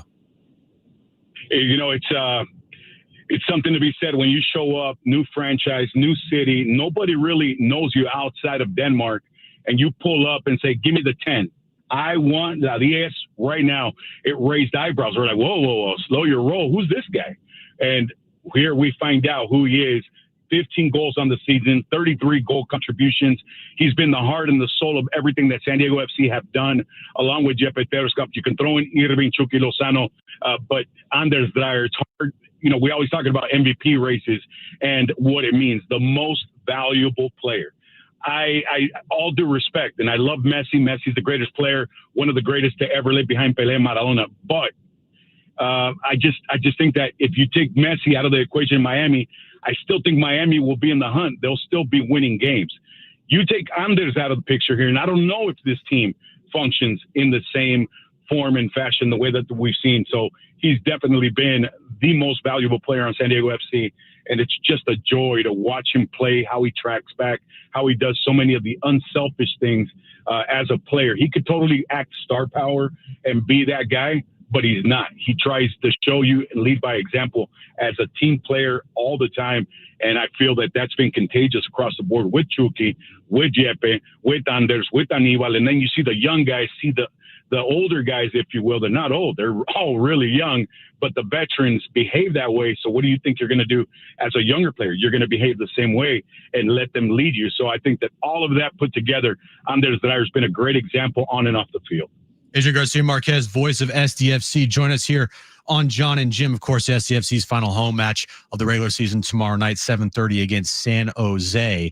You know, when you look at how this team has played this year, particularly on the road compared to at home, what do you make of that? They've been incredible on the road, but at home, I don't want to say struggled because I don't think that's the right word, but they have not been the same team at home like they are on the road. So tomorrow night, do you feel like tomorrow night's an important match as they head into a postseason where they will probably start here, you know, at Snapdragon Stadium? Yeah, it's been kind of a strange, right? Tale of two things, you know, not two cities, but two different situations when it comes to them being on the road, 8 unbeaten straight while they're, you know, on the highway, and then they come home. But really, it's kind of like in boxing, you know, styles make fights. And a lot of teams, when they come into the Murph Dragon, they don't come in wanting guns blazing. They're just going to be like boring fighters like, you know, Floyd Mayweather. They're just going to want to jab and play, you know, just, you know, kind of monitor their defensive skills as opposed to go on full attack and try to blast you the way Canelo wants to get into that phone booth with you. And that's what our guys do. That right to dream style of play, Mikey Vadas, it's relentless. They want to fight you. They want to go in a telephone booth and take you out. That's not the case when teams come to visit. You kind of see them kind of maybe opt for a better results. Therefore, they make things a little bit more difficult. The game isn't as free flowing as we see on the road. When we're on the road, obviously Mike Ibarra says we're not throttling off. I don't care if we're in their building. We're going to play the way we want to play. And that's been kind of like the stark difference between the two teams when it comes to San Diego FC at home as opposed to San Diego FC on the road. It's been basically that. Styles make fights. Teams don't want to come in and throw down with our guys in our home building. Final one for me, Adrian. Just talking about the culture that's been built here, and we're close to the end of season 1, year 1 with SDFC. It just felt like from day one, the culture was set with this amazing fan base, and it's just grown and grown over the course of a year. It's been amazing, and that's, I know that word gets thrown around a lot. Amazing. Everybody says amazing. It has been absolutely asombrante. Amazing. Sep Morua, who doesn't get enough credit, I think he's, the chief marketing director there with San Diego FC, young crack. He's been there, done that from Europe to here. And he was instrumental in putting together Frontera SD and bringing together the supporter groups that had already existed, that already know their stuff, already had their music, their chants, their vibe, and to bring it all together and give us, and this is Portland Timbers Army. These are some of these other supporter groups that have been around for a while, tipping their hat to San Diego FC's Frontera SD and their supporters because they've come onto the scene full blast, strong, and have become one of the best and most important fan bases in the league in year one, just hand in hand with everything that this organization has done. So hats off to them as well. I think that they've been absolutely phenomenal all year long. I know I said final one, but I know you're a Padres fan, and Padres next week will start the wild card series, most likely on the road against the Cubs. And I feel like you can make a cardboard box exciting to anybody out there. So make Padres fans excited for next week when they start the postseason against the Cubs, most likely on the road, hopefully to potentially get to their first World Series since '98 and win their first World Series in franchise history. Get us excited, Adrian. Oh, all right, here we go. I got something for you. Tell Mike Usher to dust off those old cassette tapes that had the Cub Busters. You remember 1984? Last time they threw down Cubs, Padres, and they had that song because Ghostbusters was the in song. So in San Diego, I remember I was like in 4th grade, and I used to enjoy that vibe. The Cub Buster songs, man. Bring them out. Bring out those Cub Buster T-shirts with that little cub and the X, no entras, no ositos here. Bring that up. I think the Padres guys are going to start swinging. They're the swinging friars. We want to see that happening. It starts with the Cubs. It's all about getting into the dance. Doesn't matter how you got to the party.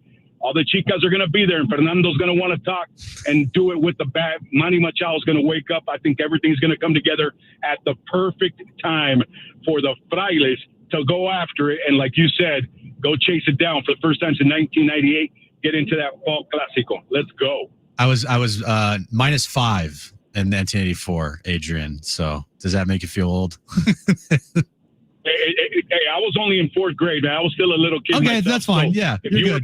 I do feel a little older, though. Thank you. Yes. I appreciate it. Now I feel more viejo. There we go. Adrian Garcia Marquez, voice of SDFC.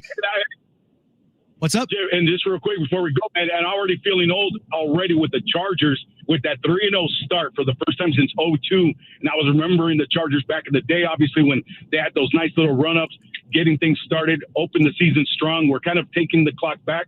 So, yes, Cub Busters is back, and the Chargers winning the division is back.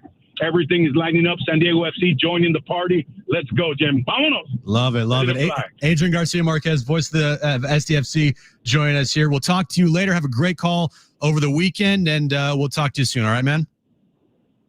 Thank you, buddy. And Darren and I'll be waiting for all of you, so come join us. Love it. 7:30 kickoff time at Snapdragon Stadium. You can listen to that match right here on San Diego Sports 760. All right, coming up next, it's goodbye City Connect jerseys as the Padres will wear the City Connects for the final time tonight at Petco Park. One former Padre said it's his favorite jersey ever. Who is that former Padre? You'll find out coming up next on John and Jim on San Diego Sports 760 and live on the iHeartRadio app.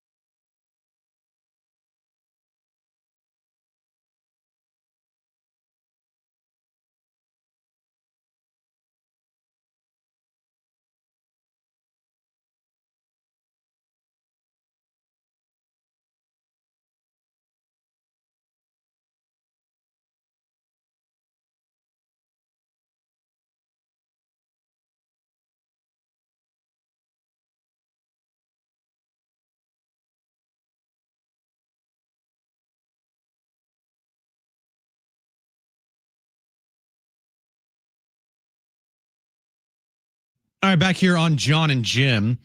Thanks to Adrian Garcia Marquez for joining me today. Greg Camarillo joins us at 4:30, our weekly NFL Insider on Fridays. Then Kevin AC is going to join me at 5:30, and we'll see if we can get John on the phone from Chicago in the 5 o'clock hour. But you've been hearing it all week. It is SDFC week. We gave away a bunch of tickets yesterday. Also, we had on our Instagram page an opportunity for you to win a signed SDFC jersey and a pair of tickets for tomorrow night's home match against San Jose. And we have a winner. Shout out to Martin from Instagram for winning the signed SDFC jersey and the pair of SDFC tickets for tomorrow night. So congratulations to Martin on Instagram. You got to follow us on Instagram, guys. SD Sports 760. We give away stuff on Instagram. And if you want to win, like, signed jerseys or tickets or just regular jerseys, you got to follow us on Instagram. So follow us right now, SD Sports 760. All right. So tonight, Brent, is the final night of the City Connect jerseys. Not the biggest fan of them. Me neither. I'm not I don't have this vitriol hate towards them like some people do. And I don't have this, love for them like a lot of people do. For a lot of people, these are their favorite jerseys. Me, on the other hand, I'm they could have done a lot better. I don't hate them as much as I did when they first came out. They kind of grew on me to a certain extent. They grew on me too. I wouldn't be caught dead in a City Connect jersey, but look, for the players actually really like them. And we'll see what the new City Connects will be next year. Joe Musgrove has said that they're more clean and to the point. These ones were in your face, here's a bunch of neon colors, right? I've seen, Jeff Pearlman is. Yes. Jeff Pearlman put out a post on his TikTok saying that the Padres City Connect jerseys were by far the worst jerseys that have ever been made in the history of professional sports.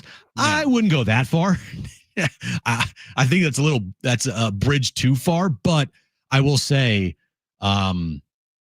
they weren't my favorite. Yeah, I can think of 3 or 4 teams with worse ones just off the Cubs original City Connects were awful. They were bad, yeah. The Rocky City Connects with the license plates were awful. They were bad, yeah. This year's Phillies City Connects were bad. Awful. Yeah, I do think the White Sox. Oh, the Bulls ones? Yeah, those are awful. Those are bad too. The only way those could have been worse is if they brought back those uniforms from the 70s when they had the shorts. Remember yes. The White Sox used to have uniforms with shorts. They looked like a softball team. City Connect jerseys should be throwback jerseys, but with an updated, fresh look. Yeah. The Giants City Connect jerseys this year, those go into the category of worst jerseys of all time. The purple and orange and black, those talk about the worst jerseys you've ever seen in your entire life. Just look up the Giants 2025 City Connect jerseys. Oh my God. That is an abomination. But these City Connect for the Padres, they're not the greatest. They're not the worst. They're kind of just meh to me. But to this player, let's see if you recognize who this is. To this player, this is what he thought of the City Connect jerseys. Who has the best uniforms in Major League Baseball? For me, I love the City Connect from San Diego. That's going to be my number one. That's my favorite one. I love it when I wear it. Did you catch who that was by listening? Play that again, Brent. Who has the best uniforms in Major League Baseball? For me, I love the City Connect from San Diego. That's going to be my number one. That's my favorite one. I love it when I wear it. If you guessed Juan Soto, you're right. I was going to say, here's a hint. Ball 4. or Padres fans hate this player, former Padre player, even though he's one of the best players in baseball and, put up a career high in home runs this year, stole 30 plus bases, had an OPS in the 900s. But yeah, he sucks. So to the point of for me personally, not the biggest fan of City Connect, but for players, players, I think, love the City Connect for the most part. I think the Dominican players love the City Connect. I do think, seeing Mike Schilt in a City Connect jersey, sorry, Mike, can't really pull it off, but like Fernando Tatis Jr. and Manny Machado, like those guys, they can pull off a jersey. And kids love the City Connect jersey. You go to Petco, it's like every kid you see there has either the City Connect hat or the City Connect jersey. So it's real popular with the kids. I do also think the female demographic, yes, they love it too. Yes. The City Connect jerseys. And I think that was what the City Connect jerseys were tailored towards. I think it was tailored towards a younger crowd. I think it was tailored towards, the female side of Padres fandom. I do think that's where it was targeted the most, because the diehards, you're not going anywhere, right? If you're going to create something just for the diehards, well, what about everybody else? They want something that they can latch onto. And I think that's what the City Connect jerseys did. I think it latched onto a different side of the fan base, a different fan in general. And I think it brought in other Padres fans that maybe wouldn't have been Padres fans if the City Connect jerseys were not the way they were for the last 4 years. So we'll see a new one next year, and I hope it's more tailored towards like the history of the Padres instead of something funky and new. But we'll see. I just want something subtle. Yeah, less is more, Nike, if you're listening. Phil, if you're listening, less is more. My worst nightmare is that they're going to slap some giant panda head or some crap like that on here because of the zoo, because they're going to go, oh, San Diego and the zoo. And then that's going to be our license plate, jerseys like the Rockies. So that's my worst fear. So just less is more, Nike. Just, go subtle. Do some sort of hybrid of what year was that? The 98 with the pinstripes and the orange. Just do some sort of hybrid with that and, some other classic Padres jerseys from the past. And that would be cool. By the way, I don't know if Phil Knight at 87 years old is thinking of him. I don't think he's ever seen the Padres City Connect jersey is my guess.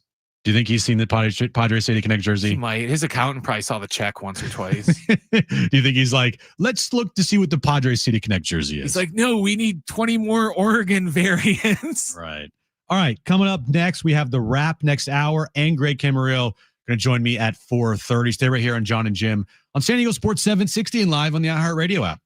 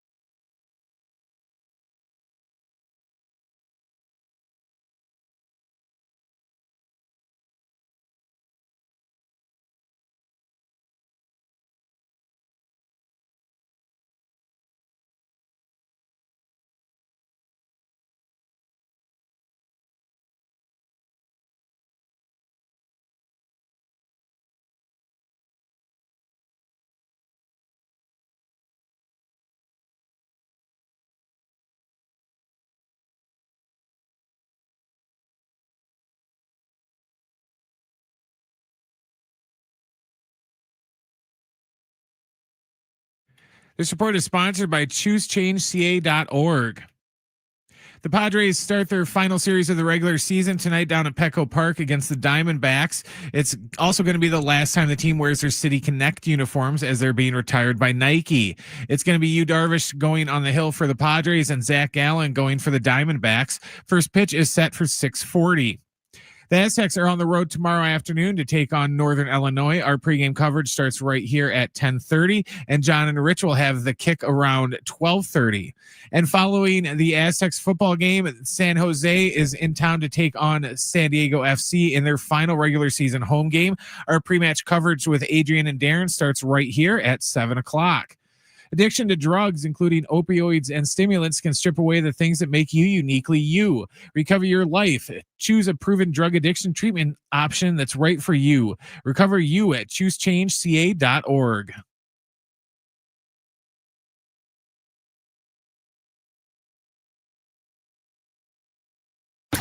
The Padres finish up the season versus the D-backs at Petco. Now we look to next week's wild card round, and the Aztecs face another road test versus Northern Illinois. Plus, it's SDFC's last regular season home game. Next up, the playoffs. Now live from the San Diego Sports 760 studios, it's maybe John, but definitely Jim. Hour 3 of John and Jim on a Friday. It's definitely Jim. It's not John today. We'll catch up with John from Chicago later in the show. Maybe. We'll see how things go. But we'll definitely catch up with Kevin Acey at 5:30. Greg Camarillo at 4:30. Our NFL Insider brought to you by Hamul. So can't wait for that. But right now, Brent, let's get to this. It's time for the wrap. Presented by Sombrero Mexican Food. Check out their website at sombreromex.com. It's tomorrow a must-win game for San Diego FC. It's not a must-win game because they're going to make the postseason. Obviously, they've already clinched. But if you're looking at this team to secure the top spot in the Western Conference and a chance to win the Supporters Shield, yeah, tomorrow in that sense feels like a must-win game. And also to just start playing better at home. You know, they're really good on the road. We talked to Adrian earlier in the show, and they're great on the road, but when they're at home, they struggle from a sense of, you know, the other team kind of packing it in, and it's been frustrating for SDFC. So I think from the standpoint of Supporters Shield, while that's not the biggest concern, top seed in the Western Conference, that's a concern. And also playing better at home, that's also a concern. Like, that's why tomorrow is a must-win game for those reasons. Not because they need to win to make the postseason. They're already in. So that's why tomorrow's a must-win game for SDFC. All right, next question, Brent. Do you think 49ers are making a mistake starting Brock Purdy instead of Mac Jones against the Jaguars this weekend? You're going to be surprised with what I say, Brent, because I think, yes, it is. And here is why. Not because I think Mac Jones is better than Brock Purdy. That's not my reasoning. The reasoning is, did you know the Niners play on Thursday Night Football against the Rams? Oh, he'll get a short rest. In LA, by the way, on a turf field. What did Brock Purdy get? Turf toe. Do you really think it's wise? Because you know he's not 100% healthy. Even though he's not on the injury report this week, I'm sorry, he's not 100% healthy. No one really is. But playing Brock Purdy on Sunday is fine in a vacuum. I'm all for it. Like, great, Brock is back. That's awesome. But knowing they also play on Thursday Night Football on the road in LA on turf against a really good Rams team, I think I would have waited to play him until Thursday night. Now, you could also make the case, if you're a 49ers fan, like, well, why would you want his first game back to be on turf against the Rams when you want to have him go out there and get back into, you know, game rhythm before a pretty crucial game on the road against a division opponent? Okay, you can make the case there. I just think it's going to be a tough turnaround. Now, hopefully he stays healthy. Knowing the Niners, they're gonna suffer another major injury on Sunday anyway. So what's the point? Who cares? One of their starters will go down on Sunday. It's just what this team does. They can never stay healthy. But I do think there's a little risk involved playing Brock on Sunday and a quick turnaround on Thursday. But look, if they deem him to be fully healthy, then he's fully healthy. But again, I do not trust the 49ers medical staff. I think they're one of the worst medical staffs in all of football. And with that being said, who the hell knows? Who the hell knows? Next question, Brent. Is Team USA cooked in the Ryder Cup? Yeah, I think so. So here's the thing. They trail the European team 5.5 to 2.5. All right. To win the Ryder Cup, you need 14.5 total points. There's 28 total points available. Tomorrow is a crucial, and I mean crucial day for Team USA. If they don't come out guns blazing tomorrow morning and like dominate in the morning, this thing is over. It's done. And you had an awful day if you're Team USA. Awful day. Like, this is what they could not afford to have happen. And guess what? It happened. They're down 5.5 to 2.5. I think if they don't come out tomorrow morning and put up a big morning, this thing is going to be over pretty quickly. Stupid question from someone that doesn't watch golf. If the Euros do get to that 14.5 or whatever they need, say they do it tomorrow, do they just cancel Sunday or do they just play anyways and it's just meaningless for the most part? It's the first team to reach 14.5. So whenever that happens, it's over. Oh, okay. Yeah. They don't just play it out. They're like, oh, by the way, I know that we lost, but we still have some matches. Well, I wouldn't know because they sold probably tickets and stuff for like Sunday. So I didn't know if it's just like, oh, nope, they lost. You guys will just refund you. I didn't know how that worked. Yeah. So there's 28 total points available through the first 3 days, and they have the matches set up. So if this were to go until, if someone does not reach 14 and a half, then they'll just go until someone does. And that would conclude on Sunday afternoon. So that's how that works. And right now, the Europeans are well on their way to winning another Ryder Cup here, and pretty embarrassing morning for Team USA. Do they typically win?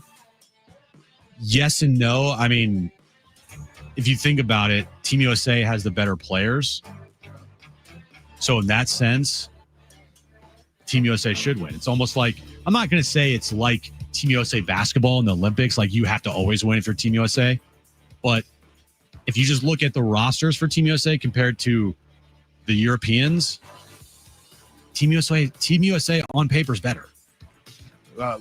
U.S. leads 27 wins to Europe's 15. And there's been 2 ties. Yeah, so it would be considered an upset for sure. Next question, Brent. Do you still have hope that the Padres could get the 4 seed? No, I don't. Sorry. I have people on my mentions saying it's not over yet. If we sweep and they lose the next 2, then we get the 4 seed. Okay, what's the odds of that happening? My guess is less than 10%, maybe less than 5%. Just because the Cubs are playing a bad Cardinals team at home. Padres are playing a Diamondbacks team that needs to win and probably needs to sweep to have a chance to just make the postseason. Padres are already in. So the Padres,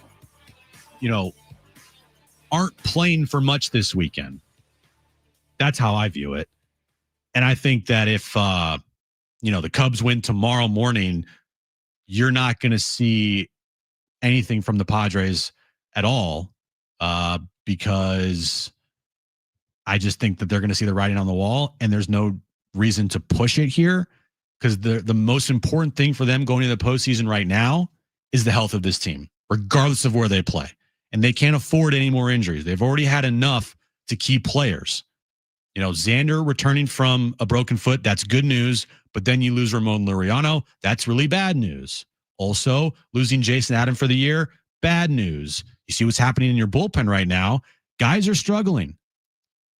And so you need to make sure everyone's rested, everybody's healthy, and ready to go for Tuesday, which will most likely be in Chicago. Yeah, and from what I saw from the Cardinals this morning, from when I had the game on, that team, Sunday can't come fast enough. If you're a St. Louis Cardinal, even though they have the big rivalry with the Cubs, they just look checked out. Like they're just like, oh, is we played our last game yet? So we can just go pack up our lockers and go home. Oh yeah, they are like we're going to Cancun 2 days here. Mentally, like, they're who already cares? there. Their bodies are just behind them. Absolutely. It's like, hey, we'll go to Chicago. Like, who cares? We'll just play this thing out. Doesn't matter. So yeah, we're going to get a Cubs Padres wild card series in Chicago. It's just a matter of time before it becomes official. And look, would I love to be proven wrong on this? 100%. I would love to come in Monday morning or Monday afternoon talking about a home playoff series against the Cubs. And that would mean a lot needs to happen, that the Cubs need to kind of crumble here in the final 2 games against a really bad Cardinals team that is, like Brent just said, their mind's already in Cancun. And you have to sweep a Diamondbacks team that has been playing some pretty decent baseball. And they did lose 2 or 3 to the Dodgers, but, they're playing pretty well. Have they technically been bounced, or are they technically still in it yet? They're technically still in it. Okay, I was going to say, I think their magic number is at like 1 till they're bounced. But if the Reds or the Mets win again, I think it's over. I'm pretty sure it's over for the Diamondbacks if that were to happen. Because right now, looking at the wild card standings, Mets hold the final wild card spot, and they lead Cincinnati by a game, and they lead Arizona by 2. So Arizona needs everyone to lose for every remaining game, and they need to sweep the Padres. That's kind of how this is going to go here, or this is how it needs to go for the Mets and the Diamondbacks and the Reds. Because I'm looking right now, I'm looking tiebreakers, right? Let's see here. Mets lose the tiebreakers against the D-backs and the Reds, so that's not good. Reds hold the tiebreakers against the D-backs and the Mets. That's really good. D-backs hold tiebreaker, obviously, against the Mets. They lose the tiebreaker against the Reds. So they have to beat out the Reds. They're a game behind the Reds, and they just have to tie the Mets if the Mets were to land in the final wild card spot. So it's a lot of math that I can't do live on the radio. We know this, guys. I can't do math, and I can't do scenarios at the top of my head. But it's a slim chance the D-backs make the postseason. But they're still going to be competing this weekend for sure. They're not just going to lay down. So we'll see what happens tonight. And if the Padres lose tonight, then it is officially done. They are not going to have a postseason wild card series here at Petco Park. But 6:40, first pitch tonight. Yu Darvish on the mound for the Padres. Fernando Tatis Jr. makes his return to the lineup. Coming up next, speaking of Fernando Tatis Jr., did he land in the top jersey sales in all of baseball this year? A couple Padres made the list. We'll give you that list coming up next. Also, Greg Camarillo going to join us at the bottom of the hour. This is John and Jim on San Diego Sports 760 and live on the iHeartRadio app.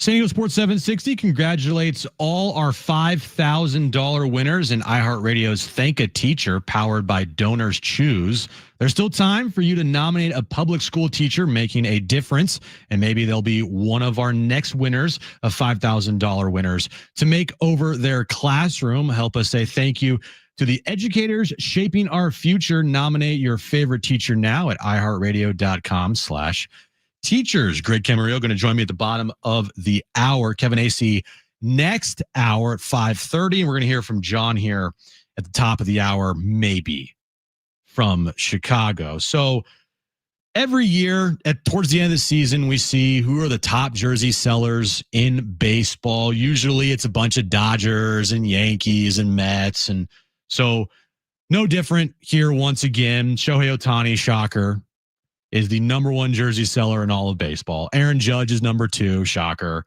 Freddie Freeman, number 3. Mookie Betts, number 4. Francisco Lindor, number 5. Juan Soto, number 6. Kind of a surprise here. Rafael Devers with the Giants at number 7. But he switched teams, though. He did, so that's probably a reason why, but did not expect a San Francisco Giant to be in the top 10 of jersey sales this year. Bryce Harper, number 8, Jose Altuve, number 9, and Fernando Tatis Jr. comes in at number 10, making the top 10 list for top jersey sellers in baseball this year. No surprise. I think Fernando Tatis Jr., even though I wouldn't consider him like one of the best players in the sport, I think that his style of play and his look and, his vibe, people want to be like Fernando Tatis Jr. They want to buy his jersey. He's very popular. There's no doubt about that. Oh yeah, you're seeing him, he's in that New Era commercial they play all the time with him dancing around all the hats and stuff like that. So you're starting to see him in more commercials, almost not to the extent that he was before his suspension, but you're starting to see him more on TV off the field. Yeah, I think Fernando Tatis Jr. is still as close to a household name as you're going to get in baseball. You're not going to get the household name, of Shohei Ohtani or Aaron Judge, but I do think a lot of people know who Fernando Tatis Jr. is, even if you're just a casual baseball fan.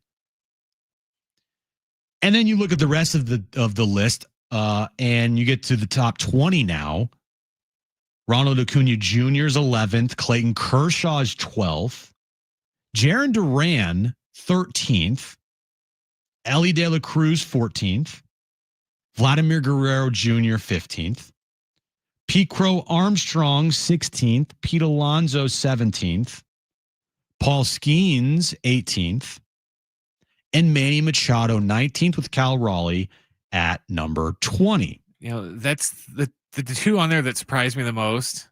Skeens is that low? Yeah, low on the list. And he's a Pittsburgh Pirate. But he's still Paul Skeens. I know. And, you think that's the one thing with baseball. You can play for a crappy team and people will still buy your individual jersey. Lots of people buy Trout jerseys, but the Angels suck. But between that, him, and the Big Dumper's only at 20? Yeah. Well, here's the thing. If you're a Pirate fan, do you want to buy a Paul Skeens jersey knowing that he's just going to be gone in 3-4 years? Yeah, you might as well get it now. It's true. So when he goes in the Hall of Fame, you can go to the Hall of Fame thing and be like, hey, look, I got my Pirates jersey. Cal Raleigh, I agree. He should be higher than that. Come on, Mariners fans. What are we doing here? And it's not like it's one thing where he's just, caught on fire the last, month or so. He was like the star of All-Star Weekend, and he's been a big deal and a big vocal point of the American League this year. I figured he would have been a lot higher. I also don't think Mariners fans are spread out throughout the country. I do think the Padres fan base has grown because of their not only postseason success, but of their exciting players, right? You see Padres fans in every away ballpark this year when the Padres are on the road. I mean, there are Padres fans everywhere. That fan base is growing and growing. I think Seattle, it's just like little Seattle up in the corner, just over there. Maybe since they won the Vetter Cup this year, maybe that'll improve his jersey sales for next year. Maybe you're right. Everyone's like, oh my gosh, the Mariners won the Vetter Cup. we have to buy a Cal Raleigh jersey. So, I mean, take it however you want to take it. Fernando Tatis Jr. is number 10 on the list this year. Manny Machado's 19th. I mean, those guys have been in the top 20 of jersey sales the last 5 years, especially since the Padres changed their jerseys to the pinstripes and the brown and gold. They're going to be a top 10, top 20 in jersey sales for the foreseeable future, right? So that's pretty cool. You know, not really anything shocking here. Maybe the Rafi Devers landing at number 7, and to Brent's point, Cal Raleigh just, only at 20. But hey, I think this is probably a pretty good list of top jersey sales in baseball. And so yeah, Fernando Tatis Jr. number 10, Manny Machado 19th.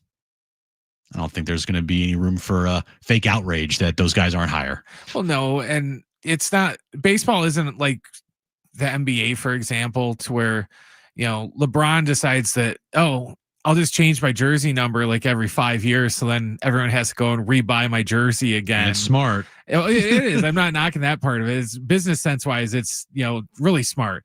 But players do that a lot in the NBA where they change their number and stuff like that, to where in baseball, unless you get traded to a team and like, some Hall of Fame player already had your number to where you're forced to change, you're pretty much going to wear the same number your whole career. All right, coming up next, our NFL insider Greg Camarillo is going to join me, talk about week 4 in the NFL. Kevin Acee at 5:30. Stay right here on John and Jim on San Diego Sports 760 and live on the iHeartRadio app.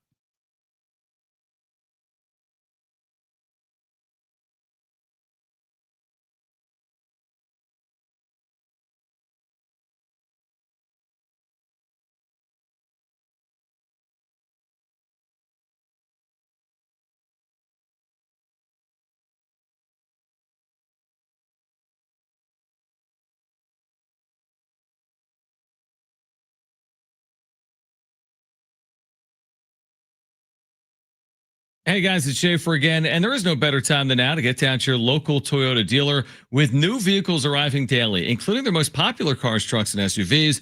So whatever kind of vehicle you're looking for, hurry into your Toyota dealer today, or make sure to head to Toyota.com. If you're looking for a great deal on a new Toyota, there you can check out all the latest offers and search inventory. Finding the Toyota that's just right for you starts at Toyota.com. Toyota's Beyond Zero lineup of electrified vehicles helps to create a greener planet. Toyota's Beyond Zero lineup supports a greener planet with a wide range of electrified vehicles, including hybrids, plug-in hybrids, and fully electric vehicles, or take each day further than you thought possible. And a new Camry with its stylish looks that'll make an impression wherever you go. See your Toyota dealer today and discover what makes Camry legendary. There's no better time than now to get your local Toyota dealer. Get your local Toyota dealer today or Toyota.com. That's Toyota.com. Your Toyota dealers, we make it easy.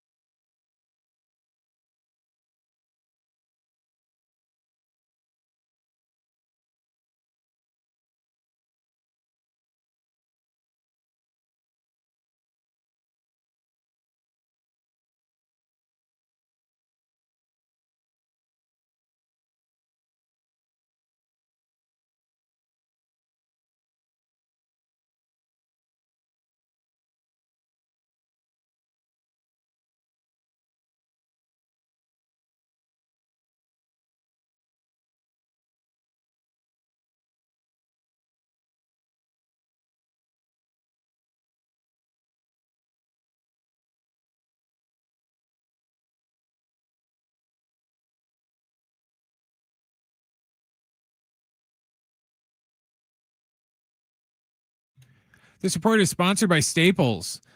The Padres start their final series of the regular season tonight down at Petco Park against Arizona. It's also going to be the last time the team wears their City Connect jerseys, as they will be retired by Nike. It's going to be Yu Darvish on the hill for the Padres and Zach Gallen going for Arizona. First pitch is set for 6:40.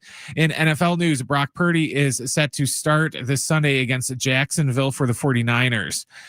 The Aztecs are on the road tomorrow afternoon to take on Northern Illinois. Our pregame coverage starts right here at 10:30. John and Rich will have the kick around 12:30. And following the Aztecs football game, you can see the San Diego FC take on San Jose in their final regular season home game. Pre-match coverage with Adrian and Darren starts at 7 o'clock. Your local Staples has hot deals and super low prices throughout the store on everything for your business. And right now at Staples, save up to $125 off your print order. Exclusions apply. Visit staples.com/print for details. Ends 11/1. Plus, save even more with the Easy Rewards program at Staples.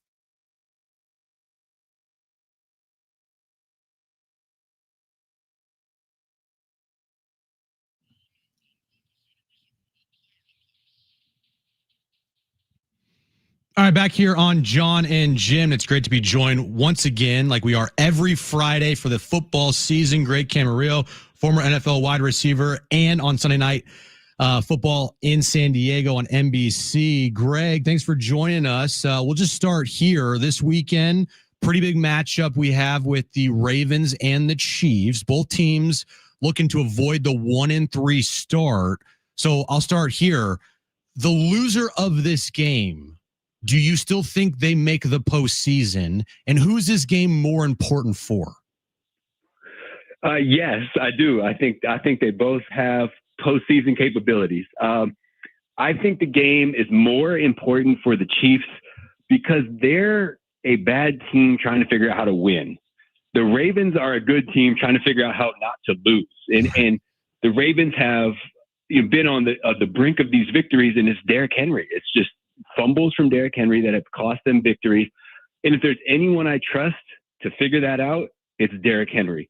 You could see how livid he was on the sideline, knowing that he cost his team another game. So that, to me, is easier to fix. Teaching Derrick Henry not to fumble, because he's been doing it for years. He'll figure out how to secure that ball. Now, the Kansas City Chiefs, they got to figure out how to play offense, which is going to be a bigger task. They have looked bad, but it's Patrick Mahomes, it's Andy Reid. If there's any quarterback that I trust to figure out how to get an offense going, it's them. And they're going to get Xavier Worthy back from injury, I believe, this week. Rashee Rice is on a 6-game suspension. He'll eventually come back. So there is optimism for their future. But I think it's more important for the Chiefs to try to right their ship. The Ravens are right there knocking on the door. Just got to secure the ball.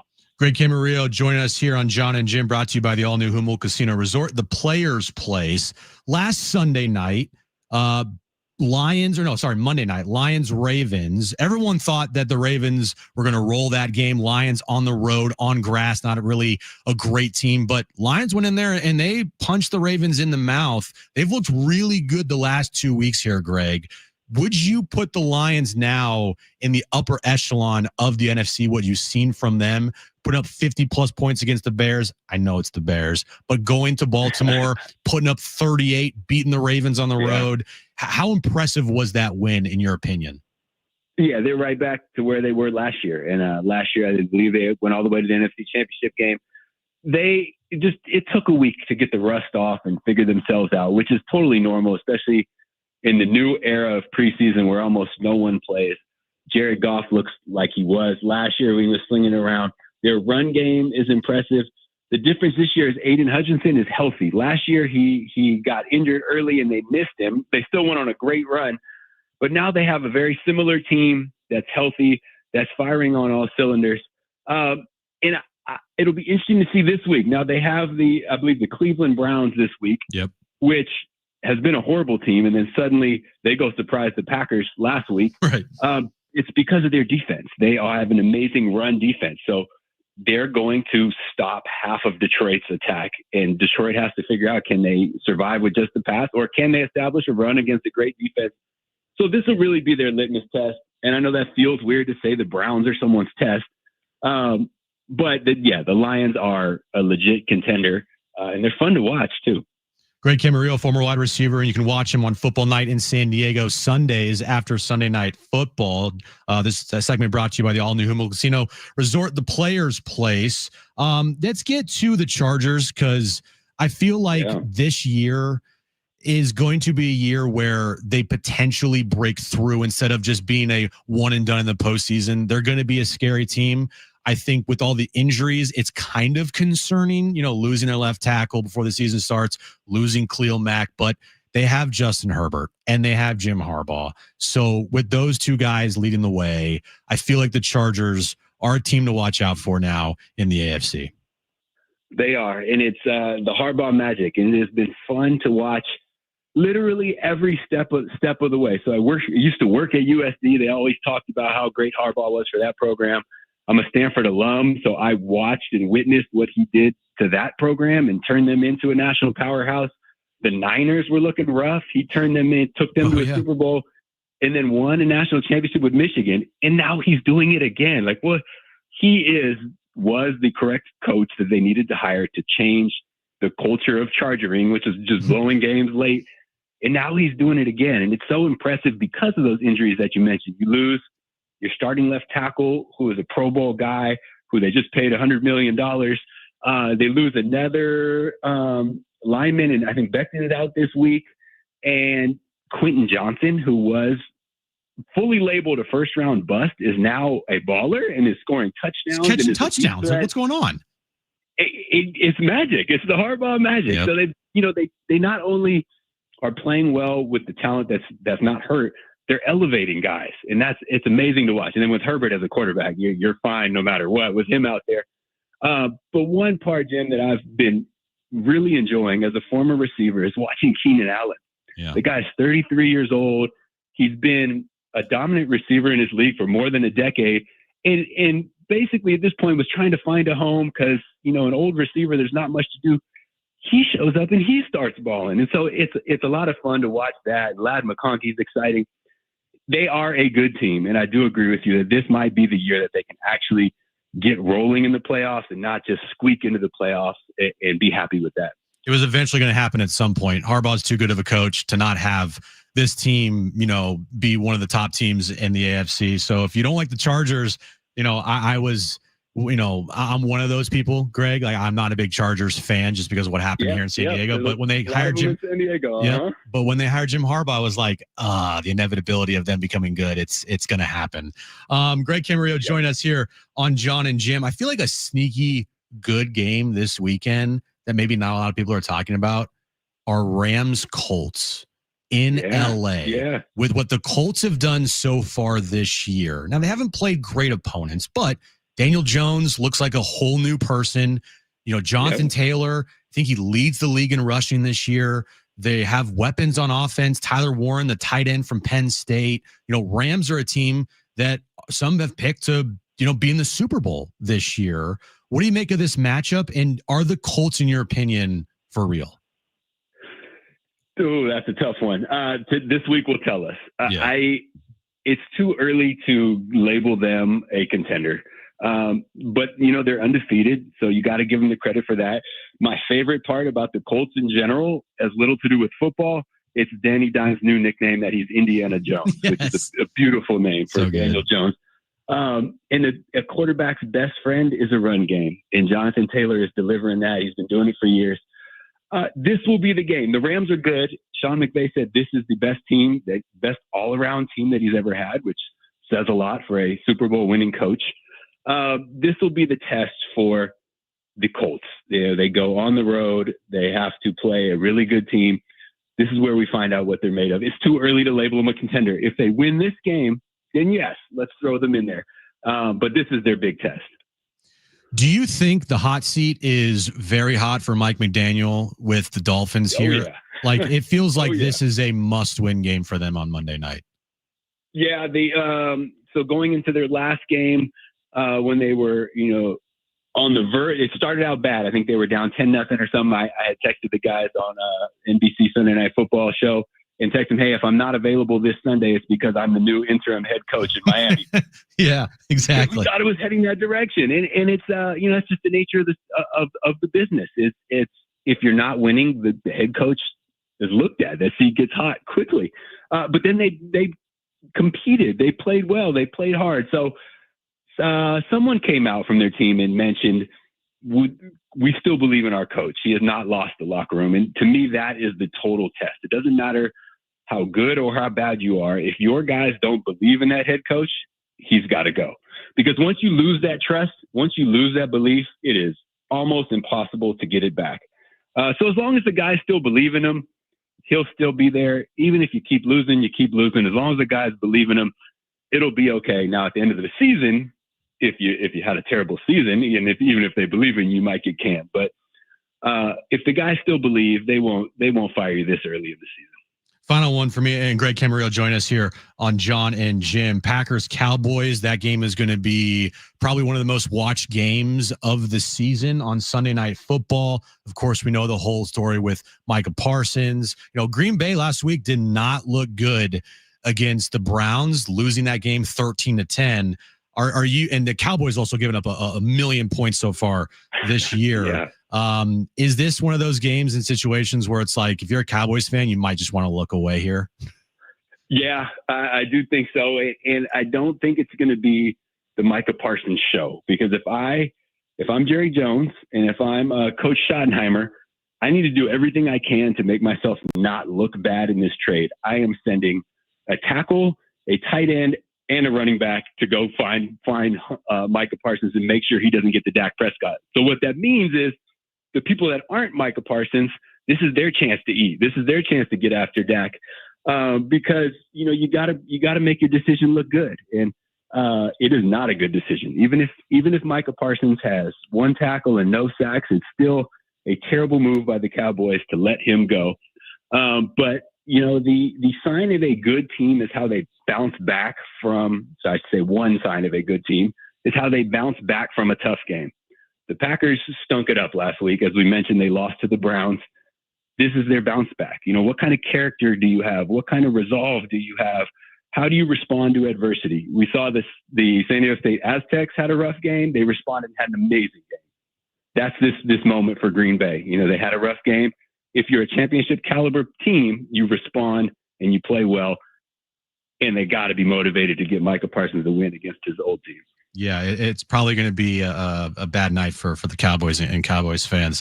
Greg Camarillo, former NFL wide receiver, and you can watch him on football nights in San Diego after Sunday Night Football with Rich and our good friend Darnay Tripp. We'll talk to you next Friday, Greg. John will be back, so we'll have the band back together next week. But until then, have a great rest of your weekend, and we'll talk to you soon, all right? All right, sounds good. See you next week.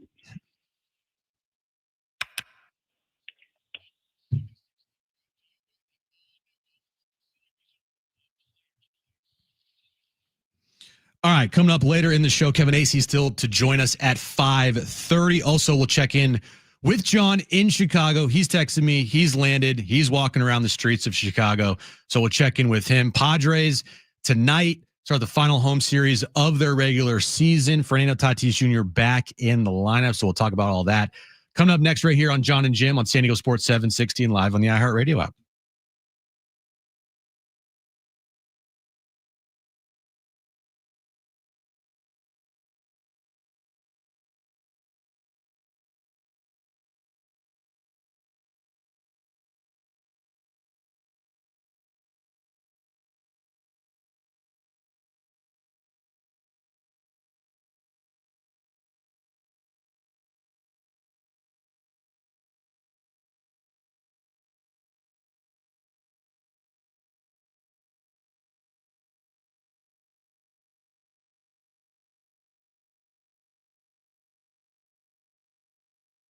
Hey guys, it's Jim from John and Jim for the all-new Jamul Casino Resort, the Players Place. The next level of luxury has arrived. Treat yourself to a stunning new stay, rooftop relaxation, indulgent spa treatments, and all the thrills of Jamul Casino Resort, now all in one unforgettable destination. Unwind in style, experience pure relaxation with indulgent treatments, serene spaces, and a retreat designed to refresh your body and mind. Only at Jamul Casino Resort. You can learn more and book a treatment today at jamulcasino.com/spa. And you can join them every Monday in September for a chance to win big with 10 winners every hour at 7 p.m., 8 p.m., and 9 p.m. Your odds, they are better than ever. There's only one Monday left in September. So to get to Jamul Casino today, their Onyx players will receive an extra $500 in cash bonuses on top of their winnings, plus earn entries all month long by playing and getting 2-time entries on Tuesdays with at least $500 in cash for all winners and a chance to win up to $100,000 in cash. This is a promotion that you will not want to miss. The all-new Jamul Casino Resort, the Players' Place.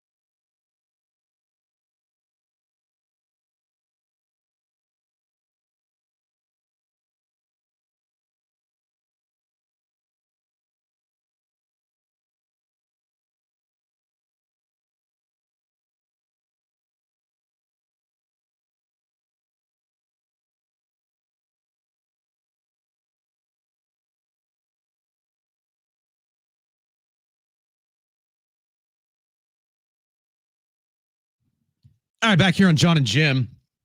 Padres start their final home series of the year tonight at Petco, 6:40 first pitch. You know, because I don't get the emails anymore from the Padres, we are dependent on John to provide us with Mike Schilt pregame sound before games. Did you tell him to send it to me? Oh, I did. Oh, okay. Because last time I had to do it and he sent it right away. Well, here's the thing. I texted him and he has not responded. So either he saw the text and was like, screw Jim, I'll let him sweat this one out. Or he just hasn't, he's just doing something else. I don't know. We'll see. Yeah. I for some reason, I mean, not getting the emails anymore. Oh, he just said he sent it to you. So we'll hear from Mike Schilt coming up here in a bit.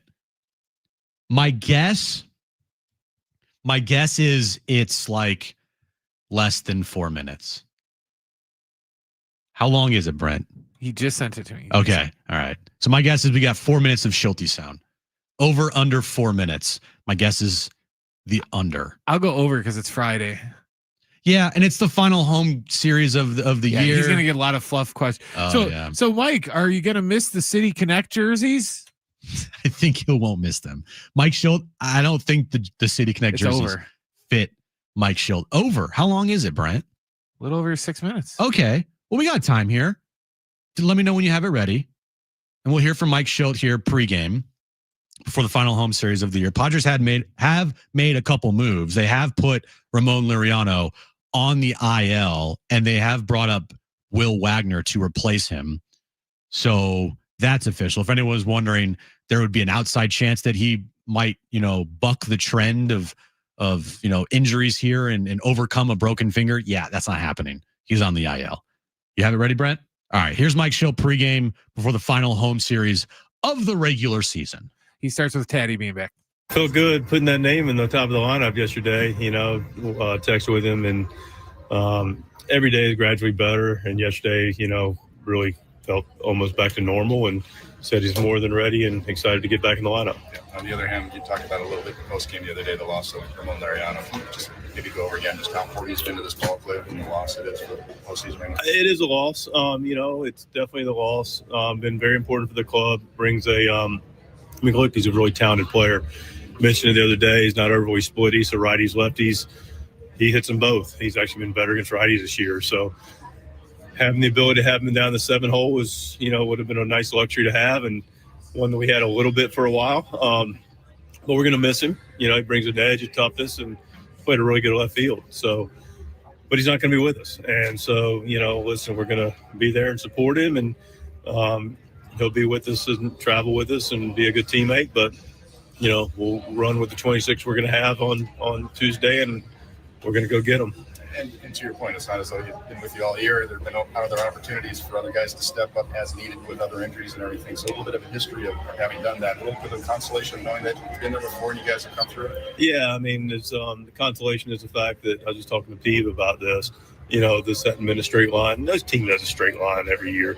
But relative to moving pieces to your question, Scan, we've dealt with it all year. We just really have. And we came out of the gates with pretty much our entire team, and then we all know, without having to go over it, the things that have happened during the course of our position players and our starting pitching too, but specifically the lineup, we've been able to put it together. Good news is we've got a deep team. AJ's given us a lot of resources, and we move them around, and we've been able to be successful enough to clearly be in the playoffs. Is there a move to announce yet who's replacing him right now? Wagner's coming back. Yes, sir. Can you disclose how he injured himself? Who? Laureano. How did he get hurt? How did he break his finger? Oh, he got hit by that foul ball. It was like a foul ball off his finger. But essentially, effectively a hit by a pitch. Okay. Yes, sir. That at bat? Yes, sir. During that at bat. And one tough guy, like his finger's shattered. Like it's like a spider web. It's like and I saw it's like, yeah, I'm not clearly a doctor. And he was like, yeah. And he went back in the game, didn't he? He finishes at bat, and then we pulled him out immediately. Yeah. Tough guy. Now that you know your matchup, they've done this with where it's going to be, your postseason matchup. What can you say about what the challenge would be like facing the Padres? We haven't played them in a while. Clearly, it's a good team. Had a great season. Very talented. Across the board. The pitching, the position players. They play defense. They do a lot of different things to win games, which clearly you do have to do to get in the playoffs. We haven't played them since April, and but we're familiar and we have some experiences in that ballpark with some of our players, and we know the team fairly well, and it'll be a great series, I'm sure. Both teams being a little bit different than they were in April. How much do you take from this series? A lot of water under the bridge, right? In the last 5 months since April.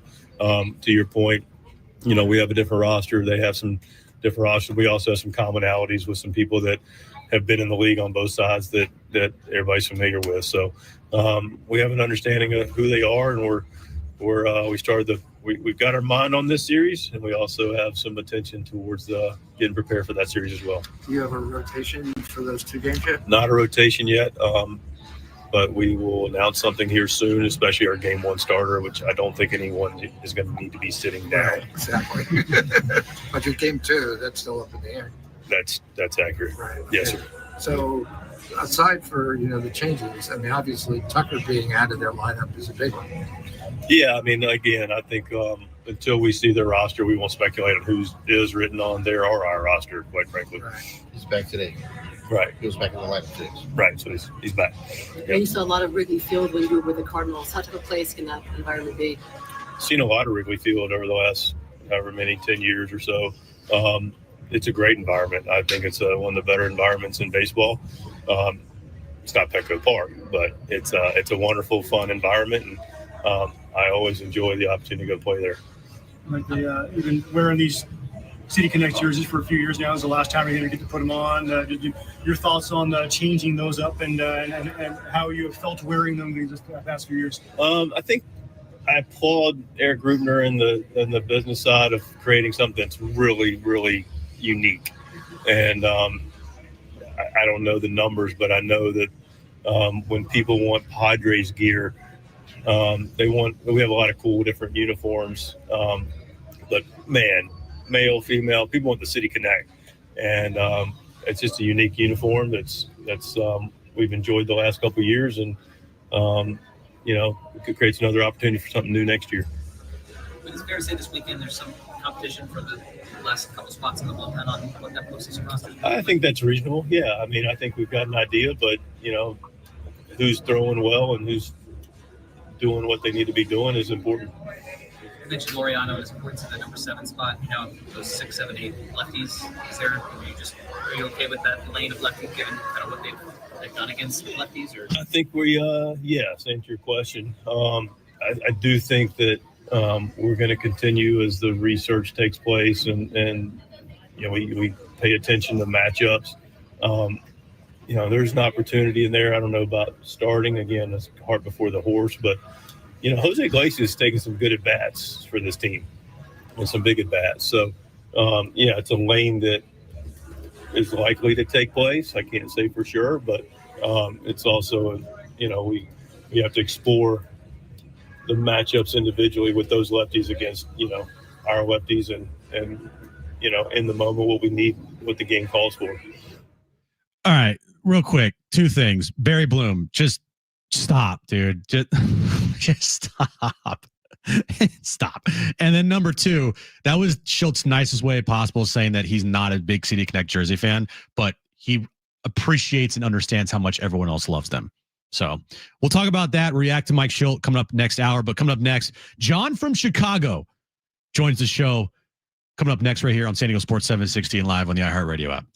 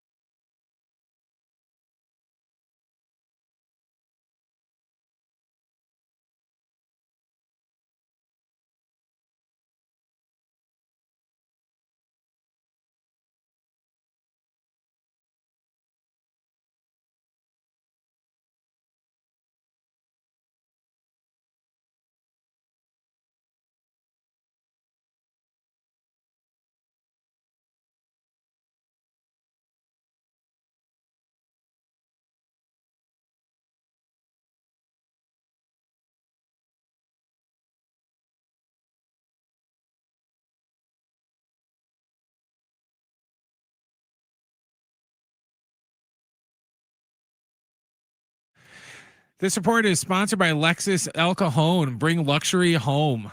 The Padres start their final series of the regular season tonight down at Petco Park when they take on the Diamondbacks. It's also going to be the last time the team wears their City Connect uniforms, as it's going to be retired by Nike. It's going to be Yu Darvish pitching for the Padres and Zach Gallen on the hill for Arizona. First pitch is set for 6:40. Right now we're on upset alert in college football. Right now, number 8, Florida State is trailing at Virginia 14-0 with fraud alert. Yeah, with about 10 seconds, with about 10 minutes to go in the second quarter. The Aztecs are on the road tomorrow afternoon to take on Northern Illinois. Our pregame coverage with Fletch starts at 10:30. John and Rich will have the kick around 12:30.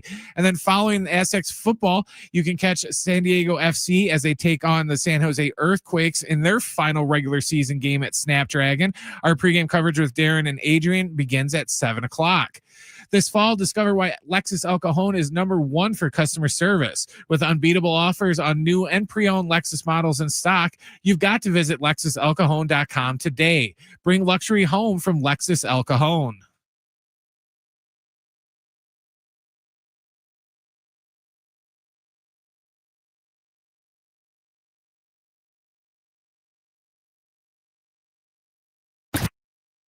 The Padres finish up the season versus the D-backs at Petco. Now we look to next week's wild card round, and the Aztecs face another road test versus Northern Illinois. Plus, it's SDFC's last regular season home game. Next up, the playoffs. Now live from the San Diego Sports 760 studios, it's maybe John, but definitely Jim. All right, final hour of John and Jim on a Friday. Kevin Acey is going to join me at 5:30. John is in Chicago on the ground, touring the city. He's going to join us right now. Is he on the phone? We got him? Cool. All right. So what's up, buddy? How we doing? What's going on, man? Yeah, I'm kind of living my best life. Must be nice. Seeing the sights and sounds of Illinois and nice. Chicago. And I am going to make my way downtown, I think, within the hour. But yeah, it's beautiful weather. It's like San Diego. It's 75, not a cloud in the sky. It should be a great day for football tomorrow, too. Well, also the Chicago is going to be the site most likely of the wild card series next week between the Padres and the Cubs. Cubs just blowing out the Cardinals today. It's pretty much set. It's not official yet, but we know what's going to happen. Padres are going to play the Cubs on the road at Wrigley. Like, does your mindset change here, knowing that they're going to be on the road officially come, either tonight or tomorrow for next week's wild card series? Honestly, I like this becoming more definitive, truthfully, because you allow your mind start, you try to do things maybe if you're Mike Schilder or you're AJ Preller or even these players that you probably have no business of doing. I mean, it's so stacked against you at this point. And, if it comes to a loss today, you know what? Let's go for it. But the odds still would have been stacked against them, even if they pulled to within one game with 2 to play. That still doesn't make it likely. It still would be unlikely. So now you can go through the motions of getting guys at bats and literally working prior to a game and saying, hey, Adrian Morejon, you get a 7th inning regardless of score. I'm making it up on Friday or Saturday, and then you're not going to pitch on Sunday. I just think it lets you get more set for the postseason next Tuesday, and you don't have to fake it. I think now you just got to go through the motions of the weekend and put all of your efforts and energy into next Tuesday. We were talking about today, Tatis returns to the lineup. He's back with the Padres off of his illness. And we talked about the numbers. Like, he was hot before he went down with the sickness. Any concern that the illness is going to affect Fernando here going into a postseason? I wonder what he's going to look like. And I wonder also how hard they'll kind of go with him this weekend. Yeah. Does he get all 9 innings today, or do they give him something like 2 or 3 at bats at half a game because he hasn't played in 4 or 5 days, and then maybe give him 9 innings Saturday and then rest him on Sunday? That would be, maybe a strategy worth considering. I don't think you have to play him all 3 games and give him all 9 innings of all 3 games. I'm curious. The thing that Tatis has that some of these other players don't is he's got the track record in the postseason. So I do think he's trustworthy. He's fully capable. He can win games single-handedly for you. He has done that multiple times in the postseason in a short postseason career. So I'm going to trust Fernando Tatis Jr. But it's definitely a wrinkle to deal with an injury that keeps you away from the team for 4 or 5 days this late in the year. It's definitely something that they could have lived without. So Schilt in his pregame today all but confirmed that Nick Pivetta is going to be the game 1 starter. Now, the game 2 starter is what everyone's talking about. And you got Darvish tonight. You got King tomorrow, which is still interesting. I know we talked about it yesterday. But, as far as what you want to see tonight and tomorrow, I mean, they're pretty much locked in right now. It feels like you don't really need to see much because what else is going to change their mind on things? Or do you think things could change their mind with what they see tonight or tomorrow? Man, I wish I knew. It is interesting that Darvish throws Friday, which lines him up for game 2, and Michael King throws Saturday, which lines him up for a potential third game if that game's even played. I think, I mean, tell me if you agree, I think they'll be cautious with both of them, and I'd be surprised if either of those pitchers went beyond, let's say, 70 or 75 pitches. And I think by doing that, maybe, there's no wiggle room, though, with King. You cannot pitch him on short rest. Barring him throwing 1 inning tomorrow or 2, I just don't understand any of the reasoning that would put him on the mound on short rest. He would literally have to throw 1 or 2 innings tomorrow. So it almost, to your point, it almost seems set in stone when you talk through it that if Darvish is going to throw on a Friday night, he's lined up for game 2, regardless of what happens here tonight. I just think that it would be very weird to have Michael King go game 2, but then only pitch him a couple innings tomorrow. Like, wouldn't you want him to pitch tonight so then he's on full rest for game 2? I don't know what they're going to do.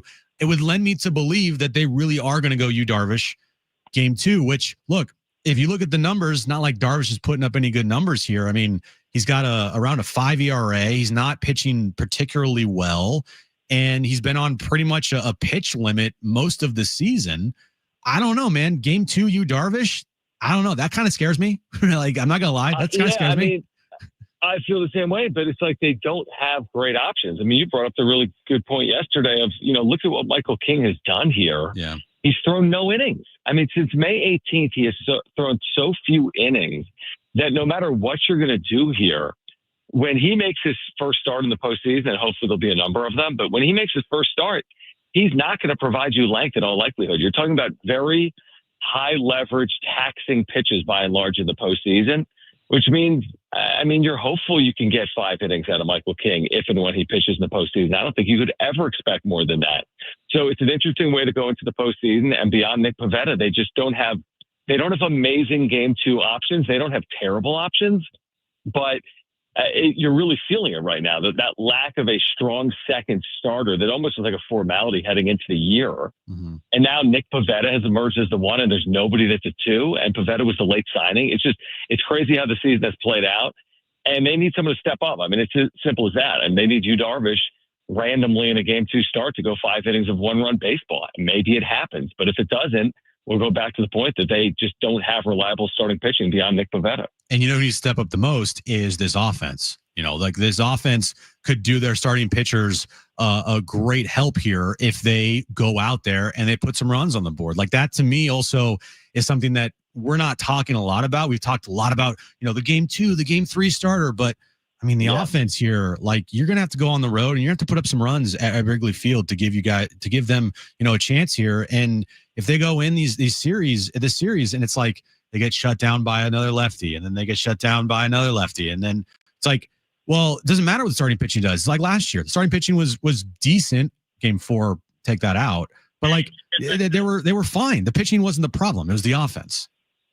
Also, you and I have been watching the Cubs over the last week, and while they haven't been winning every single night, they have a very capable offense, which was once again on display today. Even the game they lost to the Mets the other day, they built a 6-1 lead in. I'm not envisioning the Padres going into Wrigley Field and winning any game 2-1. If they do, that's a remarkable postseason pitching performance on the road in an environment that leans offense traditionally at Wrigley Field. So I'm with you. You have to outscore them. You have to be able to overcome an average or below average start from a Michael King or Darvish, and you need to put a crooked number or 2 up there, whether that's the long ball or what the Padres do, which is like walk, hit by pitch, steal a base, and a random double down the right field line. You score 2 or 3 runs. I mean, they're going to have to score 5 or 6 runs would be my guess to win a series at Wrigley Field. I just don't envision every game being 3-2 or 2-1.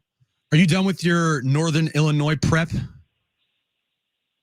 Done's a strong word. I'll wrap it up between now and 2:30 Central, 12:30 Pacific tomorrow. But I think the more that I look into it, the more I'm pretty convinced it'll be a good, low-scoring game between somewhat similar teams. They both have good defenses. They both have offenses that, I think you've seen more of the defense so far from San Diego State, obviously, in the 2 shutouts. I think you've seen offense that's capable. Jaden Denigal played well this past week, 15 of 18. Lucky Sutton's run the ball effectively. NIU, that they have a good defense, and offensively, they're still kind of emerging. They're a run-heavy team. So, it could be one of those last year here at Central Michigan. It was a closely played, low-scoring, like 21-20, 22-21 type game.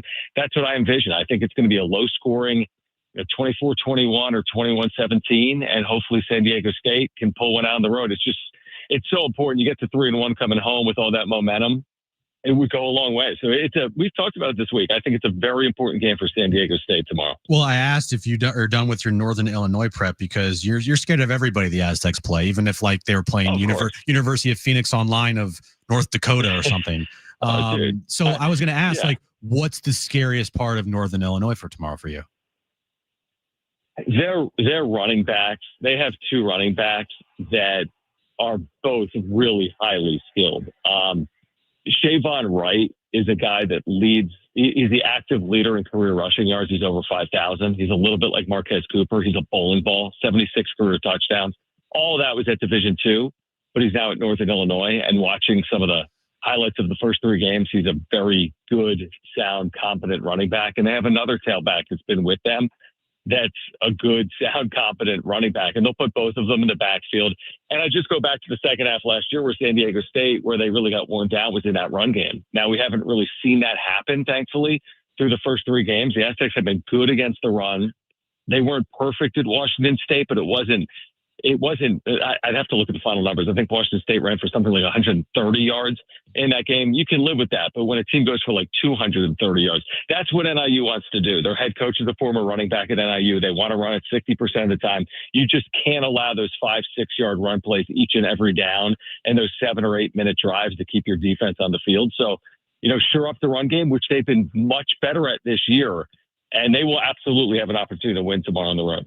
All right, 12:30 kickoff time, San Diego State, Northern Illinois. Of course, you can listen to John and Rich right here on San Diego Sports 760. All right, you go back to doing whatever you were doing in Chicago, and and we'll listen to you on the broadcast tomorrow, all right? All right, I appreciate it. Thanks, guys. All right, later. All right, coming up next, we're going to get more into this Padres weekend series against Arizona. Also, Kevin Acee is going to join me at 5:30. So stay tuned right here on John and Jim on San Diego Sports 760 and live on the iHeartRadio app.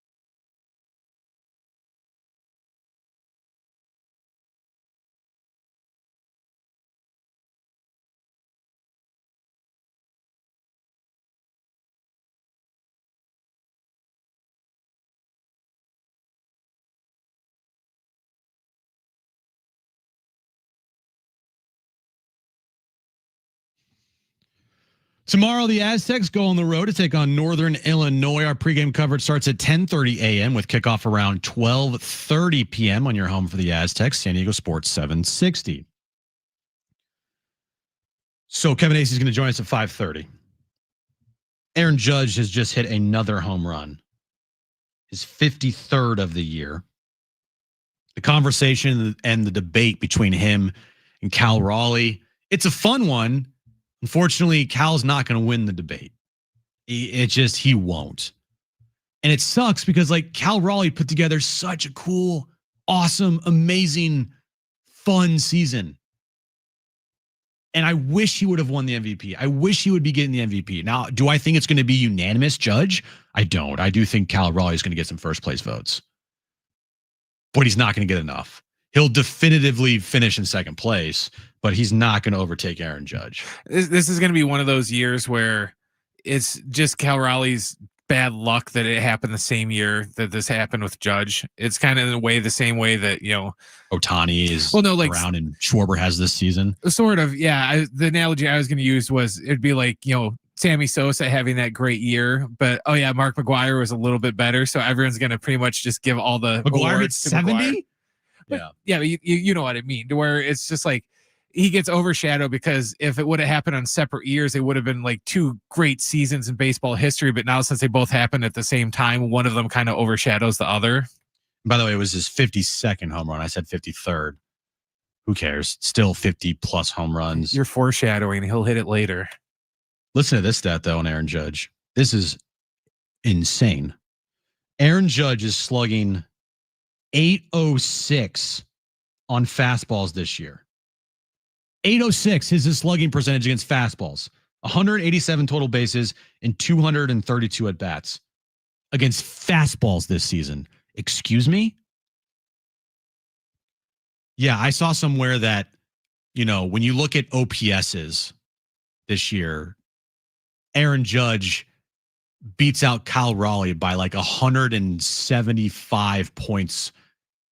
And if you took that and you took Cal Raleigh's OPS and subtracted 175 points, you get Jake Cronenworth. So like when you put it that way, it makes it that more impressive what Aaron Judge is doing compared to what Cal Raleigh is doing. I thought Cal Raleigh's OPS would be in the over 1,000, but it's not.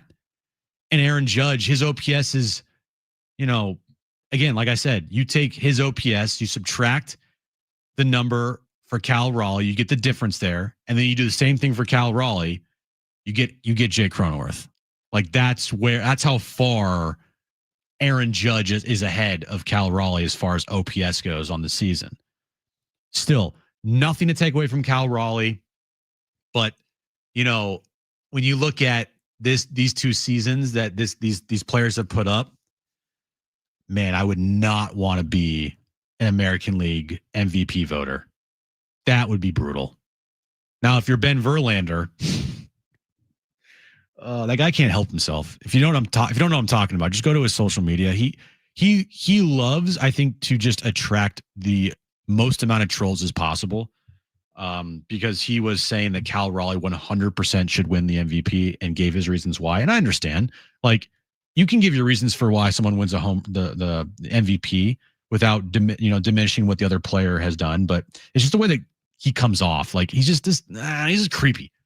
Sorry, Ben Verlander, you're creepy. But in the National League, I don't think there's going to be a debate. I really don't. That's going to be a runaway again. I think both of these are runaways. We're in an era where you have one player in the American League and one player in the National League that are just so dominant that it's hard to give anybody else the MVP unless those two players have off years.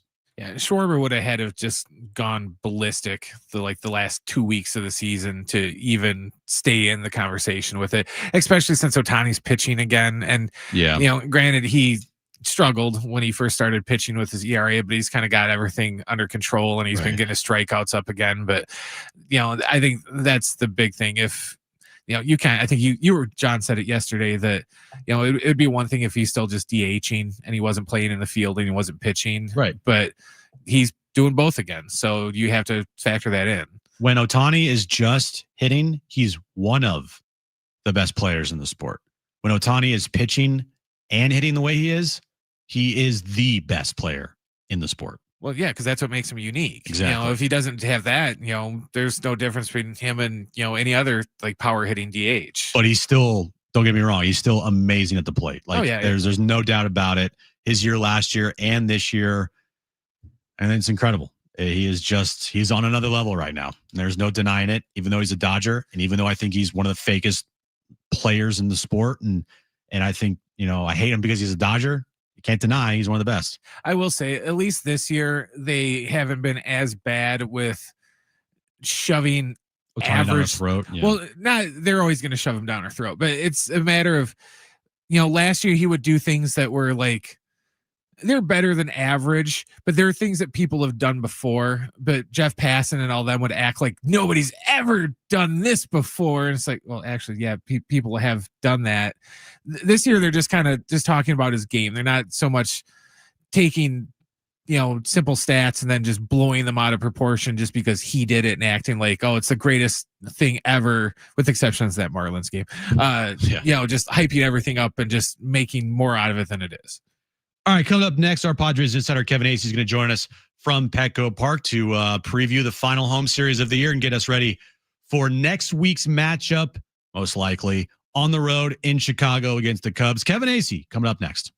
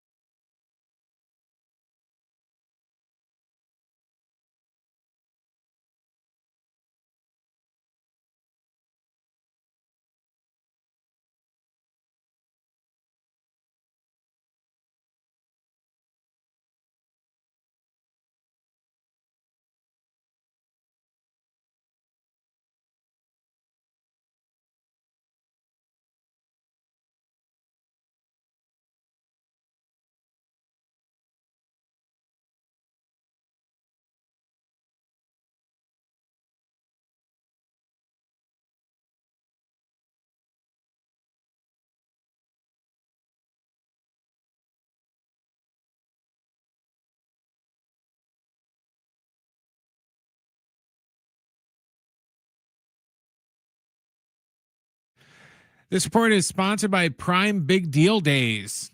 The Padres start their final series of the regular season tonight down at Petco Park when they take on the Diamondbacks. It's also going to be the last time the team wears their City Connect uniforms, as they're going to be retired by Nike.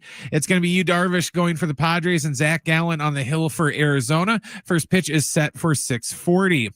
And remember that college football upset watch we talked about? Yeah, never mind. Florida State's come roaring back and scored 21 unanswered. With about 2 minutes to go in the first half, it is Florida State 21, Virginia 14. The Aztecs are on the road tomorrow afternoon to take on Northern Illinois. Our pregame coverage starts right here at 10:30. John and Rich will have the kick around 12:30. Then following Aztecs football, you can catch San Diego FC as they take on the San Jose in their final regular season game at Snapdragon Stadium.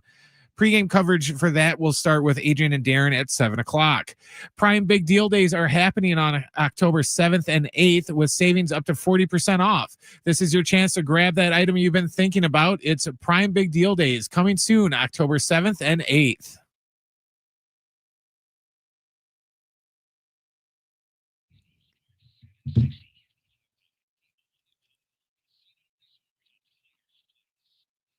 All right, our Padres insider Kevin Acee joined us live from Petco Park. Padres' final home series of the regular season starting tonight against the D-backs. Yu Darvish on the mound tonight. Michael King on the mound tomorrow night. I kind of found that odd, Kevin, and tell me if you agree, because if you look at how things would line up, this would mean that Yu Darvish would line up for game 2 and Michael King would line up for a potential game 3. Do you see that's how they're going to play it here, or what are they thinking with their rotation? Yeah, there could be that, or Cease could work game 2. They like Cease against the Cubs. I still think that it's probably Darvish King, but they're not convinced that either one of these guys is entirely ready to be the starter or a starter in the playoffs, given how it's gone. I think that Michael King in particular, they want to see that he can have a full, 5 innings of being the guy that they need him to be. I was surprised too. I was. And eventually you go, all right, well, here's what I'm getting. Every time they talk about this playoff series, it's that their bullpen is going to carry, or, they're prepared for. They would love for their guys to go 7 innings, but they're prepared for their bullpen to do the bulk of the work here. Or it's fair share.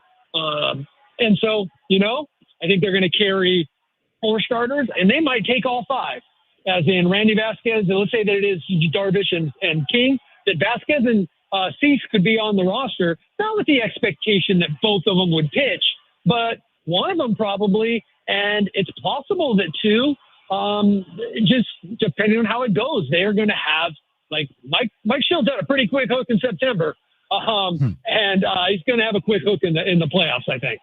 And it's interesting to think about, because if it is going to be Yu Darvish game 2, and if there's, if they end up losing the first 2 games, obviously they're done. This scenario is like, we might have seen the last of Dylan Cease yesterday, and then with King tomorrow. Like that's a real thing. It's kind of weird to think about that.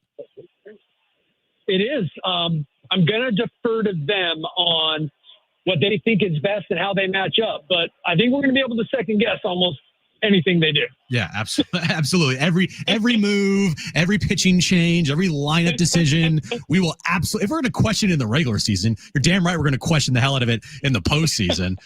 Kevin Acee joined us here on John and Jim. Good news: Fernando Tatis Jr. back in the lineup tonight after his illness. Kind of a bad time for him to get sick, because he was playing really good baseball. He had the home run on Sunday. His numbers over his last 15 plus games, really good. And we all know come postseason time, Fernando Tatis Jr., if he's in the postseason, he's a big time player. How is he feeling getting ready to go for the postseason here coming up next week? Supposedly really good. And I'll say that he looked really good. I know that I don't recover like I used to, and I never was in the shape that Fernando's in. 26-year-old guy. He looks fine. Now, he didn't play 9 innings or anything and play them back to back. So, maybe he won't, right? Maybe he gets tomorrow off after going 9 tonight. Or maybe they'll find a way that he's not going 9 tonight. I don't know. What I will say is that the reports were that he's feeling really good. And when I watched him, I'm like, just even not the fact that he took outfield for a long time, he hit for a long time, even just the way he was bouncing around. If you didn't know that he'd been sick and actually really sick Monday and Tuesday, you wouldn't have known by looking at him today. Do you feel like they're going to push it tonight? Because, they're technically, mathematically still alive for a 4 seed, but they would need to sweep the Diamondbacks, and then the Cubs need to lose both games against the Cardinals. How do you envision they play this year until they officially know they're eliminated from hosting a postseason series in the wild card round? The one thing I'd feel confident in saying is they won't overexpend the bullpen, right? They're not going to do that because that's their plan for the postseason. Yeah. So that said, tonight, had a day off yesterday. Why not go for it tonight, right? And see what happens tomorrow and be forced tomorrow night. Like, let's say the Cubs lose, be forced tomorrow night to have to make the tough decision. But I think tonight we should expect that, given the opportunity, Mike Shildt will manage this as if the game matters, right? Because that would really suck to, go 2-1 and have the Cubs go 1-2, because that meant you were a game away from getting the home field. Last time we talked, Padres were still mathematically in it for the division. Now, obviously, that thing is done. Dodgers clinched yesterday against Arizona. I'm curious to know your thoughts on just how you describe the final month and a half here, where the Padres, had a game lead in the division. They had the quote unquote easiest schedule in baseball, and they still, in the end, lose out on another division to the Dodgers. Yeah, and if the season does not, let's say they go 1 and out, or, let's say they go 1 and out. I don't know that, if they make it to the next round, we could say, well, them not winning the division really, affected them, right? We can just kind of dissect what they did in the postseason. Right. But they had to go to Wrigley. They had a chance to get the division, and not just a chance. They had a chance last year. They had a golden opportunity this year. Yeah. You cannot say anything other than that they choked away the division. Generally, I'm going to not use language like that. Maybe I even shouldn't have here. I don't like that word. But you can't be too myopic about this. Oftentimes we are only looking at the Padres. Well, they played horribly. And then broaden your view. And the Dodgers played horribly. How did the Padres not take advantage of this? Now, if you're the Dodgers fans, I'm assuming that last week before you clinched, you were saying basically the same thing, right? How is this not clinched already? Yeah. But they had major bullpen problems. The Padres simply played horribly. And too often. That doesn't mean every game. That doesn't mean every player. That doesn't mean every at-bat. But they just didn't play to the level that they had been playing, and that they certainly better be playing going into the postseason. So I don't know how you feel. I'm assuming you feel the same way, that this was just a horrible, horrible lost opportunity. Now, they have a chance to make that not important. Lots of World Series winners have. Right. Now, lots of World Series winners were number 1 or 2 seeds, and didn't make it hard on themselves. But it wouldn't be unprecedented. So they absolutely have the opportunity to make it so that we're not talking about losing the division. But they've also made it so that we can talk about it all winter if we want. Exactly. And is the organization, are they bummed out about this? How do they feel about this? Because I'm with you, Kevin. I look at it the same way, where there is this, it was on a silver platter. And if you can't beat the Orioles of the world and the Twins of the world, and the games they lost to the Rockies, and the game they lost to the White Sox, and the 2 games they lost to the Mets, they have no one to blame but themselves. And is there this woe is us, not woe is us, but a little bit of a down feeling in the organization, because you're going to look at the standings at the end of the year, and the Dodgers are going to win 90 games, and you're like, we couldn't have beaten that. Yeah, there is. And then there's also just not any time for them to dwell on it. But make no mistake that they've assessed it, they will assess it, and that they are, they believe there was a letdown, and that the Padres did not play certain players and didn't play up to their potential, and that it perhaps was, because of the competition they were playing. And there's no excuse for that. There just isn't. I will say that it happens. And the baseball is I can't even explain to people. I covered the NFL for 15 years. Brutal sport. This is the most difficult sport, not only for what goes on the field, how difficult it is to play this game from a skill, but the 162 games in 187 days. I want to give them that, but there is no excuse for playing down to your competition when you have that right there in front of you. So I want to make that very clear too. And that there is a widespread belief in the organization that's what happened with some. And this is a team that needs they need that team thing. They need everybody pulling in the same direction because, Aaron Judge ain't going to come and hit you 52 home runs. Exactly. Yeah. Kevin Acee, join us from Petco Park. Final one from me, Kevin. So how do you envision resting players go this weekend? We'll just say that they're going to go to Chicago. The hope of them, that's out the window. Are we going to see Manny get a bunch of rest this weekend? How do you envision it? I would imagine he's definitely one day. And I would think it might be 2 days. But, this team, man, they go at it. They were out doing one of their longest infields and TFPs. That's pitcher fielding practice. Yeah. They were out doing that today. Wow. So first game of the last series. They work, man. I don't, you can tell, I guess, that I kind of don't get it sometimes. And there's some people in the organization that don't get it sometimes. And there's people that love it. And some players don't get it sometimes. It's what they do. I don't have an answer for you about the rest situation other than to say they definitely will rest them. But look, I would have sat Manny the whole series. But, that's me, and that really doesn't matter. Let's just hope that no Padres players go on any streaming sites and talk about how their manager made them do PFP stuff, Kevin. You know what I'm talking about. Well, there's a different level of success that's happening here all that. And I was just, I know. I think about that all the time. It's oh no. I was so first off, Will Myers, great guy. Yeah. Really liked Andy. Really did. I swear to you, he did. And Andy, just a terrible rap, man. Yeah. Had such a crap team. But I think about it every single time I see them out there in September. And I want to tell you, I pay attention to this. That is way more than virtually every other team does.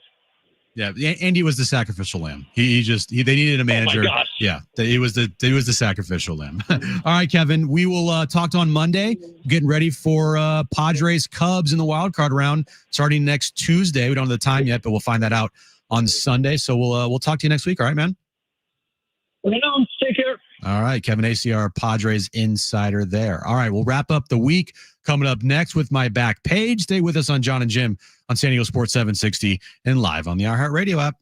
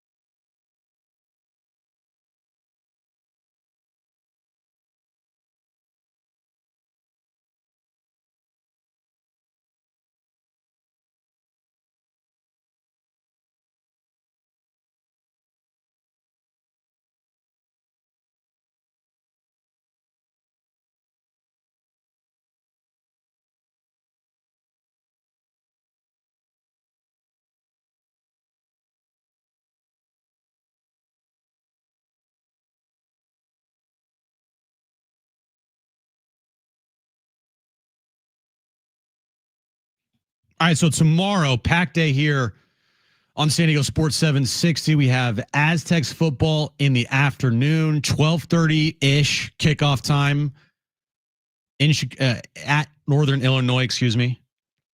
Then we have SDFC at night against San Jose, 7:30 kickoff time. Both those games can be heard right here on San Diego Sports 760. So, Brent, you just finished up season 1 of Peacemaker. Season 2 of Peacemaker is currently underway. Episode 6 got released last night. There are 2 episodes left in season 2.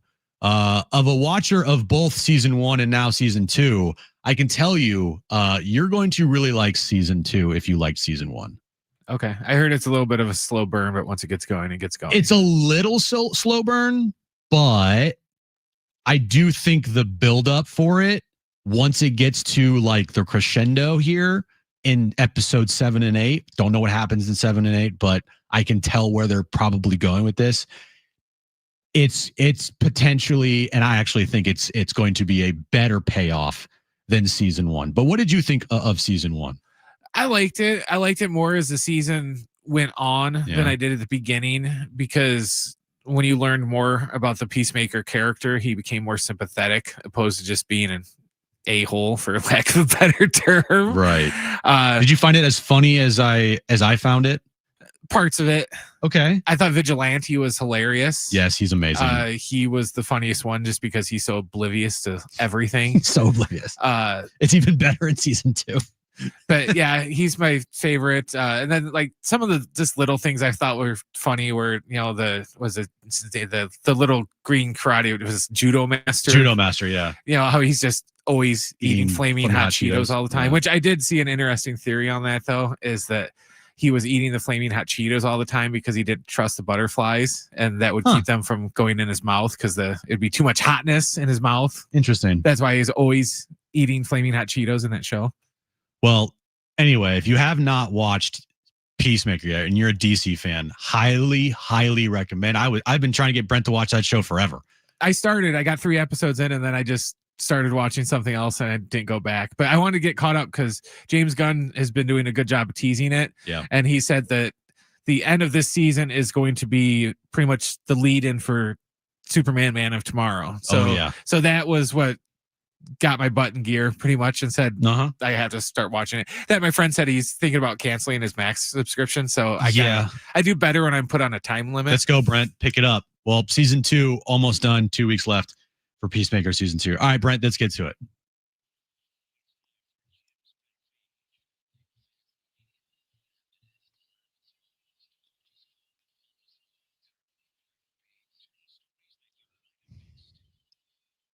All right, so the Tigers are playing the Boston Red Sox tonight on Apple TV Plus. We're in the bottom of the 6th inning. It's 3-1 Boston, but that's not the story. The story is tonight's Apple TV broadcast for the Tigers Red Sox game is entirely shot on an iPhone 17 Pro. So Apple is using its brand new iPhone 17 Pro as a live broadcast camera tonight for the game between the Tigers and the Red Sox. 4 iPhones will be positioned around Fenway Park, providing direct feeds to the production truck.